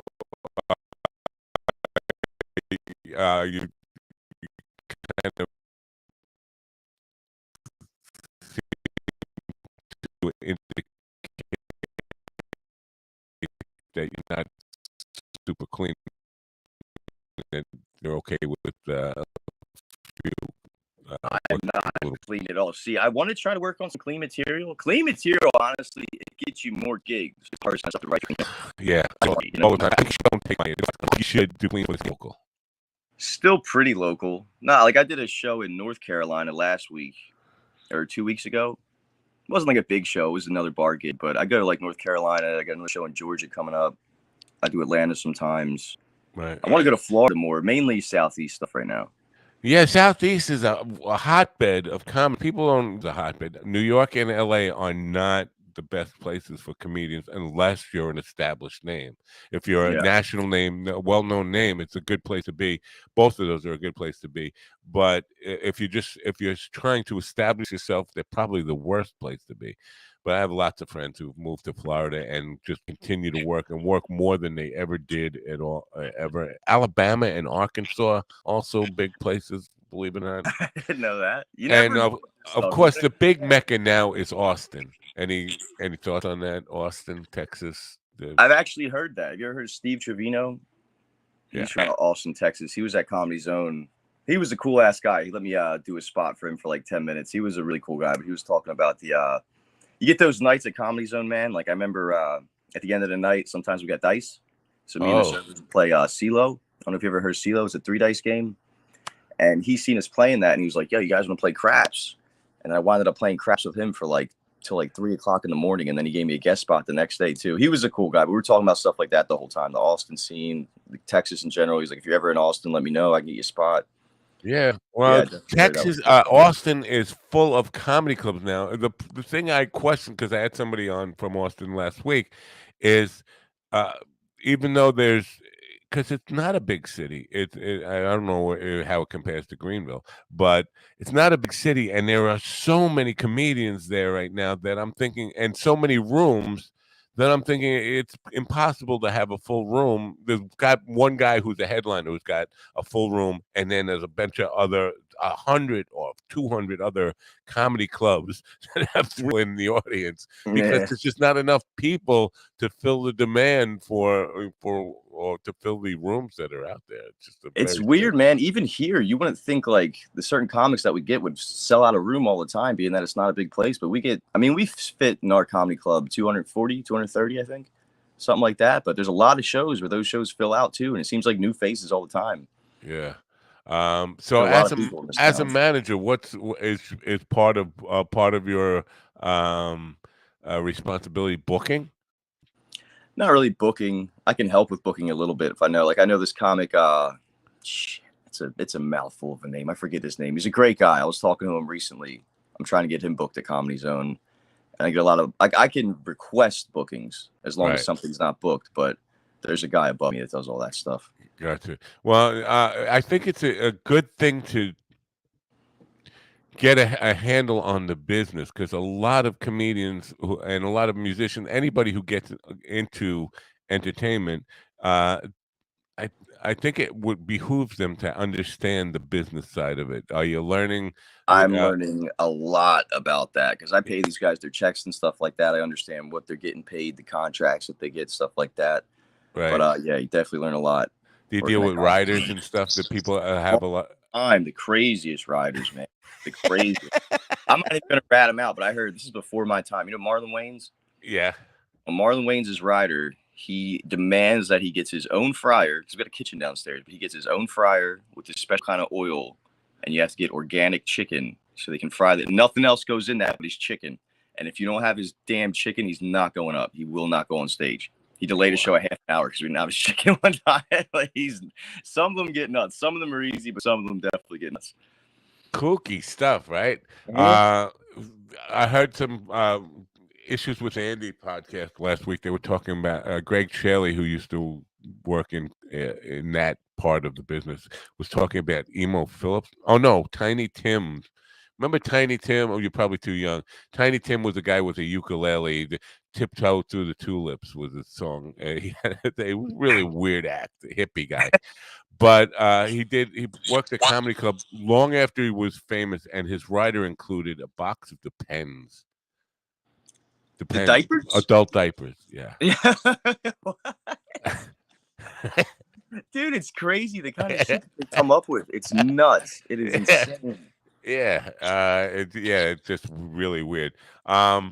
So biggest star you've ever come biggest and favorite, TJ Miller. TJ Miller was a cool ass dude. He was very, very, and it was weird because he came right after COVID, so he was like really into. We had to take like all the front tables out, and I remember I had to do that before the show. And then I seen him before the show. He was walking by, and I was like, "Hey, what's up, man?" And he just kind of kept going. And in my head, I'm like, "All right, well, he's gonna be a dick. That's all right. Like, we're just gonna get through the show." And then after the show, I remember he came up to me at the bar. He's like, "Yo, Ken," he's like, "You gonna be here in 15 minutes?" And I was like, "Yeah." And he's like, "All right, well, I'm gonna be back, and we're gonna go downstairs, and we're gonna get some fucking drinks." And I was like, "All right." Yeah. He was cool as shit. We chilled in that bar till probably like 3 a.m. talking about comedy. Me and like 2 other comics with him. He was a really, really cool guy. Before the show and after the show is a crucial distinction there, and I think that's almost every comic I've ever talked to. Don't talk to me before the show. Yeah. But after the show, they're cool people. Yeah, I get that. Stylistically now, when you're not at all clean, but are you a storyteller, joke teller? What kind of more observational? I'm trying to work on some stories too. Got a couple of stories, most of them too fictional, but more so observational. set up and stuff, you know. Politics at all, or no? You steer clear of that? I don't know enough about politics, man. I Good steer for clear you. of it. Good You for know what I you. mean? I don't know. Well, unfortunately, everything in the world turns out political these days. I mean, you can't talk about anything without it becoming a political issue. And Yeah. what about you mentioned drinks? And I'm cool with anything, but and drug use and any of that stuff. I smoke weed. Yeah, so everybody does. I think. Yeah. I think It's illegal out here 99%. now, plus with the kids and stuff like that. I'll probably start smoking again soon, but it's just hard, man. I'm hard to wake up, you know. I got to be up at 7 o'clock in the morning every day with the kids. So yeah, but weed makes it difficult to wake up. I've never had that in my whole. And It's just because I stay up late, man, and then I'll like smoke, and it's just hard. I just like wake up harder. It's easy, honestly. Like it is easier sometimes because there's times where I could be like frustrated with the kids or just something's going on, and then my wife will be like, or my fiance will be like, "Can just go for a ride," which is code for go smoke real quick, and then come back and you'll be in a better mood. Yep. Yeah. And I still have a responsible adult there just in case. I've been smoking 52 years. 52 years on and off. I mean, I quit and don't ask me why I quit because I can't remember why I quit. I do remember one time why I quit, but and I was that's just insane. It's just silliness. But for most part, I've been smoking 52 years and never had a problem with it affecting my life in a negative way at all. I mean, so I'm very pro weed guy, but yeah, I'm very pro. Yeah, I definitely am. Yeah, and I'm getting back to it. What about ever experiment with any other stuff like or have any experience with things like mushrooms and psychedelics and that kind of stuff? Way back in the day, yeah. Still pro mushrooms. Mushrooms ain't bad. I've done acid one time, and I would not ever do it again. I did not like it. Yeah, really bad time on it, man. I know. I had, you know what? I've always described acid as great for the first hour and then hell for the next 16 hours. So, and I did it a lot, and I can't remember. Like I knew what I was getting into. I knew this is going to be good for an hour, and then it's going to be hell for 16 hours. And willingly dumb enough to keep doing it. I don't know. I did it a lot when I was young, but it was different times, and people did that stuff. What about in the clubs now? Do you see? Because I went to a comedy show in Brooklyn 2 weeks ago and went backstage to meet the headliner. And on the railing, there was still like lines laid out, not from him, because I know he's not a coke guy, but the other people supporting act, I guess, because those are the only people backstage. They still had lines put out, so people were still doing it. You see a lot of it going on or not? Not a lot of it, but you definitely see it. Yeah. Because, you definitely... Not 100%, but yeah, you definitely. Somebody said to me earlier in the week that wherever there's comedians, there's not cocaine can't be too far away. Yeah, there's definitely the truth, man. Yeah, that is definitely the truth. More so weed smokers now, if anything. But yeah, that definitely goes on. So you're drinking coffee there? Is that coffee in that cup? That is coffee. It's gone now. What? Just regular store-bought coffee? I think it's Maxwell House. I think. You gotta try Koa Coffee. Koa Coffee is our sponsor. It's best coffee in the world. It really is. I am. I'm definitely gonna try it now. I was seeing that when you were talking about it earlier. It's grown on the slopes of the Mauna Loa volcano in Hawaii, handpicked and delivered to your door with aloha, whatever the fuck that means. I always thought aloha meant hello, so it's kind of weird that they put that in the copy, but whatever. Are you a big coffee drinker? Do you drink coffee in the mornings? Every morning. Gotta have it. I'm definitely gonna try out Koa. Yeah. All right. So writing material. You say you're observational, but writing process. Do you kind of like walking through life with a notepad or see something, really talking to the phone or whatever? What do you do? See, a lot of people, I know a lot of my friends and stuff like that, they can sit down and write. And I sit down, pretty much what I do all day. I just keep my phone or pen and paper on me, and something will hit me and I write it down. And then later that night is when I start just breaking it down. How can I work with this? How can I make a setup out of this? Sometimes it's just a funny line. Sometimes it's just one sentence. And I'll be like, all right, let me see what I can do with that. But my writing style is kind of all over the place. Yeah. So this is interesting because a lot of people not a lot, but a good percentage, I would say, are very disciplined. Like I get up every morning from 9 to 11, I write. That's my period of time, and I could never work that way. It's almost like forcing yourself to try to be funny in that moment. But Yeah. are you dedicated to like the extent of when you write something you stick with it the way you wrote it, or do you freelance it? You just write like a sketch of an idea in your mind. You got this is how the bit should go, but pretty I'll write it specific, but I know in my head there's wiggle room to be like, till it goes on stage until I see if I can get a reaction. And then after I get a reaction, I'll be like, okay, maybe I can say it this way. It'll flow a little bit better or it'll hit a little bit harder, you know, but nothing's ever definite, man. I change my material up all the time. Still the same punches, but I'll always adjust to whatever I feel like is hitting at the moment, you know? Right. Now, I have your Facebook link in the description and scrolling across the bottom. I didn't find any other like TikToks or any YouTube, any of that kind of stuff. Or do you do I'm on it? TikTok and on Instagram. I'm gonna have a YouTube channel coming up soon too. All right. Well, send me those links, and I'll put them in the description so people can find you when they're looking for you. What kind of stuff are you doing on TikTok? TikTok is a mystery for me because It's so hard, man. You see, I did like one video on TikTok one time, and I don't know if it was all right, but it's hard with the TikTok. Like you see a lot of people coming to the club and they're like TikTok famous, you know? yeah. And you see them when it that shit don't translate on stage though, you know? Like you can say, all right, yeah, like the people love you, you're selling out the room and they like you, but this isn't gonna last forever. Joke tellers do well on TikTok because it's just a quick, Mitch Hedberg, if he were alive today, would be doing great on TikTok because a Yeah. lot of his material was short one-liners or two-liners, really quick, fit in that format, and it would translate well to stage. You can't be a storyteller. I don't know if you could do a lot of observational humor and make that work on TikTok as well as it would on stage. It's just very weird. It Very weird. helps though, man. Like more power to people that do the TikTok because I know a lot of my friends a lot of people that got famous kind of because of TikTok, you know? Yeah, Their yeah. camp and Is stuff like that a that. problem for you? I mean, because being a manager in a club where people get booked based on their internet fame, but they're not necessarily polished comedians. I'm seeing that more. It's not like a universal thing, but I'm seeing it more and more where people got famous because of they have a big online following. They have TikTok, Facebook, whatever it is, Twitter, and lots of followers on there, but not a lot of stage time. And you can see it when they get on stage that you're an internet star. You're not really a stand-up comedian.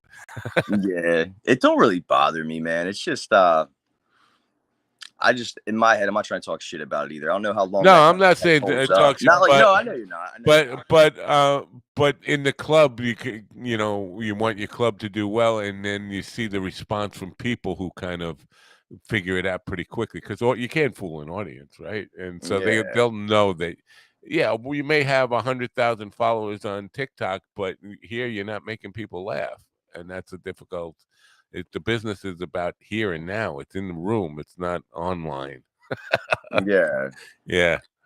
Um, so aspirational wise now, you talked about maybe wanting to get into film and television. I think and you said you started a podcast, but I think you got a super voice for radio or podcasting. I I think appreciate that. I really no, do. no, it sounds. I mean, I would hire you right now if I had a radio station just on your voice alone. Thanks, man. So that is that something that's a viable option for you? I mean, restarting the podcast up or Yeah, I definitely want to start the podcast. I was going to start a podcast called Morning Wood, and morning it's wood? I was going to make breakfast for people and then just do a podcast and have them come over to my house or something like kind of like local people just for the minute, but see how far Yeah. it could go. There's another comedian named, actually two. One was an actor comedian, and one is just a stand-up comedian. Both named Ken Wood.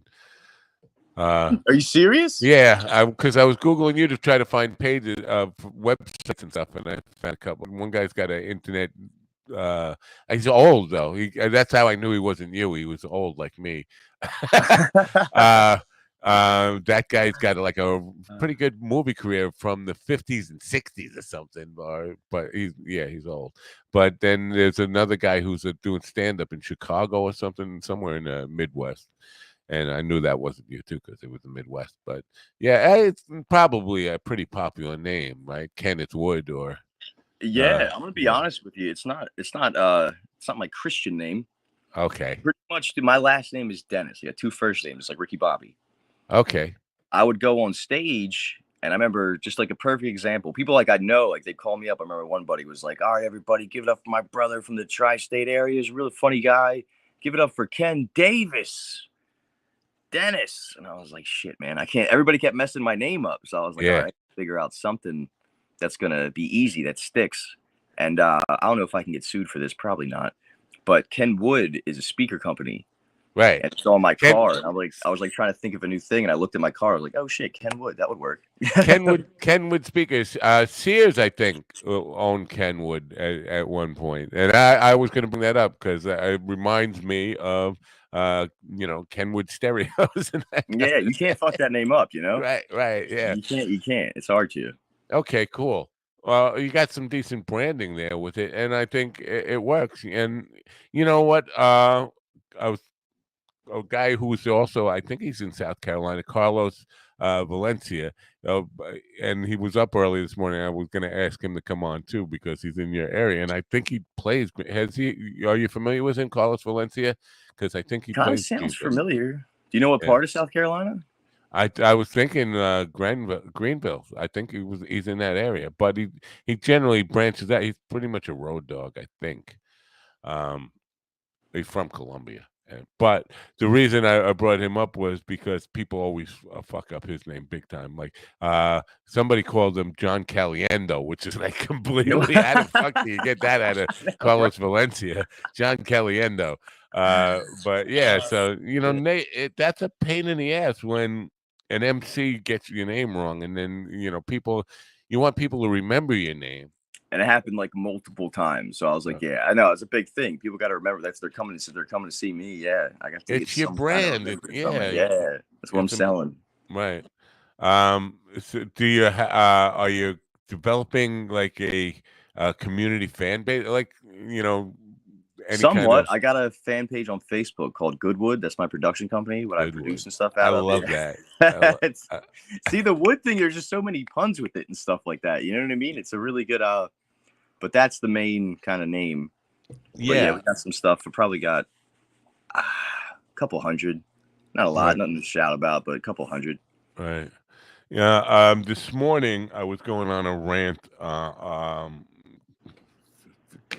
It is politically kind of driven, but it's my point of view on it is not political at all. It was about pornography, Twitter wars, and some guys were in talking about pornography, and one guy described themselves as pro pornography, and that set me off. It's like, that's so fucking creepy, man. It's one thing to say I'm against censorship, and if consenting adults I don't think we should censor, but the idea to say I'm pro pornography, I mean, you want to rethink that whole. Yeah, you're walking around with a Pornhub shirt on or something like that. Right. So the reason I'm bringing that up now is the question is: are there subjects and topics that you won't touch in today's? And I know you're not big enough to cancel yet, right? Just because generally targets of cancel culture are stars. They want to bring down the guys who are on the top of the mountain. They bring them down. But I got to think at some level there's for every comedian, there's like, what can I talk about and what can I talk about? Does that affect you at all? A little, if I'm being honest. I try not to be offensive. I'm never really an offensive comedian. I don't really get too political, but I do try to play with that line to make something extremely funny out of something that people don't want to talk about, and not an offensive way, silly, stupid shit, That's more so my niche. It's hard to skate that line though, because I know it is. I've offended people by not talking about anything that I thought was offensive in any way. Sometimes you can just hit people's nerve or something about any kind of topic or anything. Anyway, it's time for some happy news again. Kira's back with us. Let me play her music. So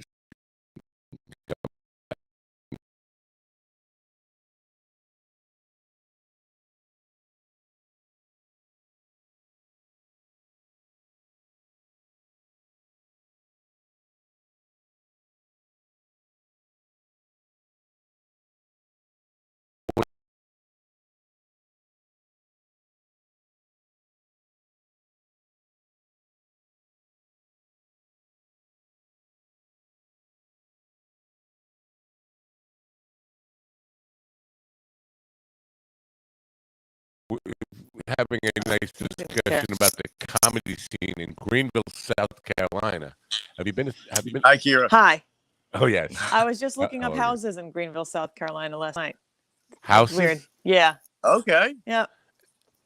What's the housing market like down there? It's got to be a lot cheaper than Long Island, right? Yeah, I think Greenville was cheaper. I think some other places I looked at were a lot. I mean, now, what would you do in Greenville, South Carolina? There's having music scene there, Ken? It's not huge, but always remember too, you got Atlanta like 2 hours away. So 2 hours? Yeah, it's not that far. Wow. Ooh. Yeah. That's without traffic. It took me 4 hours to get there one time. That's what it's basically 2 hours is what it takes me to get to any gig anyway these days. Yeah. Yeah. Well, I live in a very kind of rural place, and there's not a lot where I am. So yeah, driving to a lot of gigs. So, but you're in Greenville, and I guess getting to gigs and stuff, it's not a big deal for you. You're just staying local in that area. You're not doing a lot of driving to gigs. Oh no, I do some driving because you got Charlotte 2 hours away. I've done some. We're doing trying to do an open mic in Charlotte. I've been to Drexel, North Carolina, a couple places in Georgia. Wow. My own tour manager right now. Yeah. Well, that's good. That's nice. I think you have to do that. Yeah. Yeah. Definitely. Yeah, no, it's very different here because if you're in the New York City metro, it's within a half hour, 45 minutes from anywhere you are. Oh yeah. Yeah. You're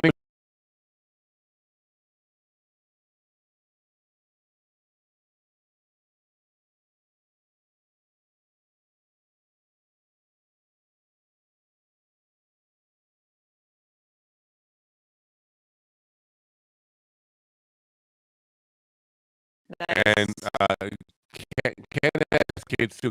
You got little kids? Yeah, I got 4 kids. I got 2 stepkids, 2 stepdaughters, and then a 2-year-old boy and a 1-year-old boy. Wow. What's going on? God bless you. Is it a lot going on over here? Yeah. Is that part? Do you talk about family life? Is that part of your act? Talk about them. Yeah.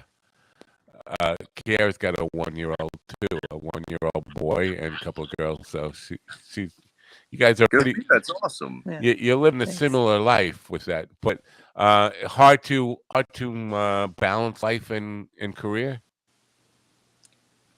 I mean, the only thing that sucks about it is sometimes not being on at nights because I'm also a bartender too. Oh wow. So, a lot of nights I could come in all the time, but I got all day with them. Yeah, with us, it's different because most of our gigs are old people. meaning then, because when I was young, gigging meant 4 or 5 o'clock in the morning. You're getting home at that time. Now, like this weekend, I have 2. Kid's got 2 too. Yeah, both this weekend. But both of them are 3 to 7. 3 in the afternoon to 7 p.m. Home by 8. Nice. Yeah, right. Not bad. Nice. You can have a family with those hours. Yeah, exactly. The Lobos, that's nice at 37. I took Ocean Parkway. I have, but just not. It was storming. It was awesome. Right. Yeah, so cool. That's a nice drive. It's a nice drive. Yeah. But this weekend, it might not be because it's a beach weekend. You were lucky that it was rained out and it was kind of cool weather. Sorry. You're yawning and drinking coffee. And coffee. It's Koa coffee. Oh, it's so good. And watch, you're gonna sip it and just wake right up. That's a perfect advertisement for that. Oh wow. Oh, Koa Yep. coffee. Mm, it's good. But The so beans of some guys. yeah, so this weekend you got Yeah, beach traffic on, so you're not going to be able to take Ocean Parkway home. So Oh and man, but I and was keep the an only eye out one. for the Gilgo murderer. Yes, if he's still alive. Yeah. If he's still alive. What murderer? We have the Gilgo murders. Long Island. The way she was talking about she takes to go home is a strip called Ocean Parkway, which is a barrier island out on the ocean side, and they found right next to where we used to gig. They started by finding bodies. They found 6 bodies originally, and then it's expanded to 10, 12 along there, and now the number's like Were these 20. people entertainers?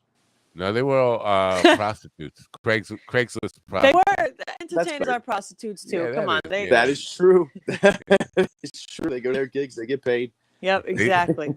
They definitely had a tight 30. Yeah, so but it's a dumping ground for bodies now. And we never knew that because I've been going over there to do gigs forever, my whole life, and it didn't come up until about 10 years ago, and now it's like a creepy place to be. Yeah, my dad loves that beach. He likes anything creepy. He even mentioned he's like, let's go to Gilgo. I'm like, but why? There's all other beaches that we could go to. You have a boat. Why there? He loves it. No, scary. Did they ever catch the Gilgo murderer? No, well, maybe. What if your dad was the murderer? Maybe. I know. He did tell.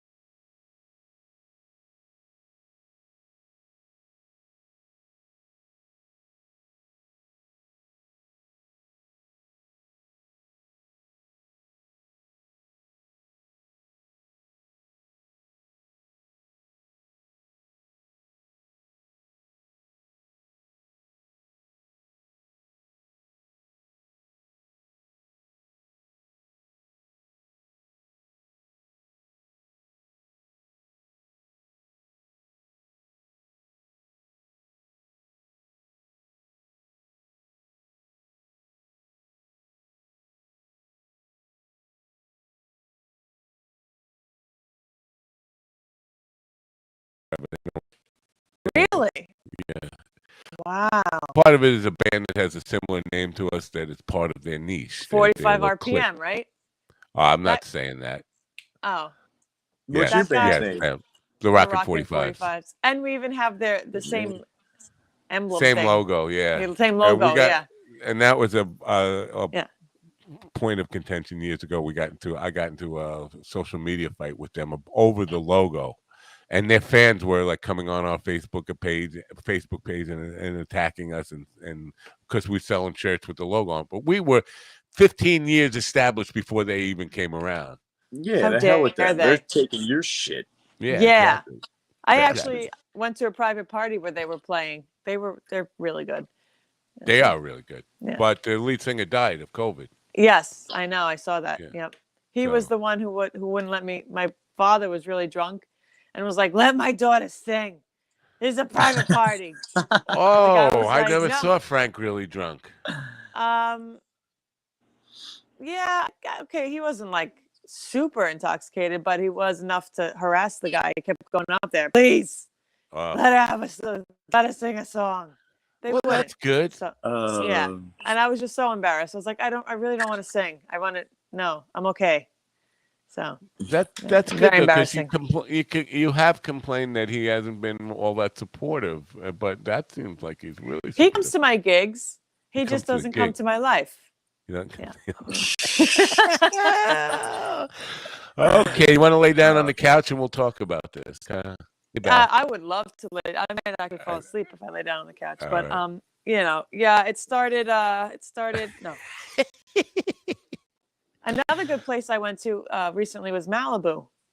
Why don't we play there? Everyone in their cabanas. I got yelled at because I parked in someone's cabana spot. Some Karen got out of her car and was like, "You can't park there," even though it was after hours. And we were booked at Malibu sometime during this COVID stuff, and we got rained out. Really? Weather stuff, yeah. Weather always, yeah. Oh, it's awesome. It has like a big stage and all the spotlights on it and everything like that. It was so cool. Yeah, it's a very cool place. Yeah, it's a very cool place. We'll get. I saw the there. Mystic. My dad. Oh, Mystic is really good. Mystic is a really good band. Yeah, they've my been dad, around longer than us. He keeps saying he's gonna get me like every band like that he knows. He's like, I'll get you in there. And he's in love. He plays tennis with the drummer Steve, and I think there's like some kind of like infatuation with each other, like some man love. Because every time love. I went to, he's like, come see the Mystic after the party on Sunday. Oh, right, okay, yeah. we drive there, and I'm like, where's my dad? And he's behind the drummer, his head's resting on the edge of the stage, and he's just gazing up at Steve. I was like, this is really weird. I'm gonna go watch the sunset. I can't watch my finding father. out your dad is in love with the male Steve. drummer is kind of yeah. So Kiara's got an old man fetish. You can your social circle, you're mostly your age, because comedians tend to be a little bit older, right? Yeah, down. I mean, the touring ones, yeah. Right. The ones who are making money off it, yeah. Right. Are there a lot of young comedians that you see coming into the club? I mean, younger, your age or younger? Few my age. You don't really get too many like younger than that. Maybe like 25, the youngest, but yeah, a lot of older guys too. It's a good little melting pot of ages. Right.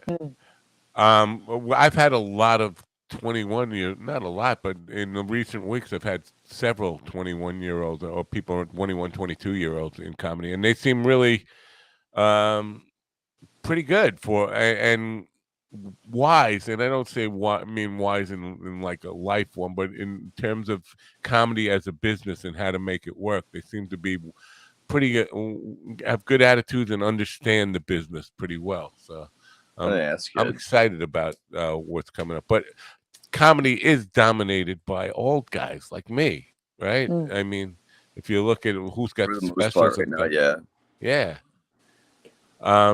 Any thoughts on that? On how much material do you have, by the way? Do you have enough to do like a half-hour special or something like that? I could do a half hour. I'm trying to push for at least 45 an hour. Really? Yeah, I can do at least a half hour, yeah. How long do you feel you have to wait before you put something on tape, video, whatever, and get it out there? I'm probably going to try to do something soon. Not super soon, but soon enough. Next like 6 months at least. Right. But it's all money, man. Like that shit ain't cheap, you know? Well, kids. I mean, if you find the right guy, if a friend or something like that, you know? Yeah. Well, I'm in. Here we go.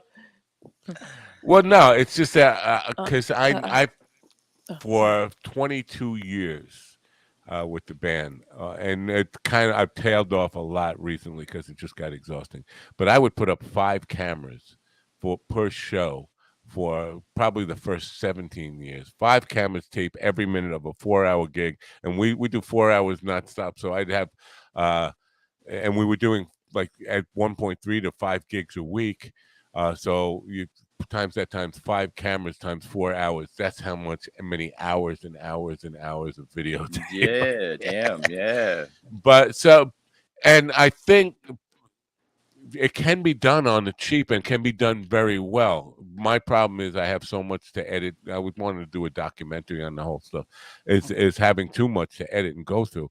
But if you got 2 nights and set up, because right now, I mean, the quality of video you get from a phone is good enough video quality. As long as you get good audio from the board or something like that you can edit in. Yeah. You get 5 phones on tripods or iPads on tripods, or even like these cameras, $150 for a 4K camera. I mean, I got lots of them.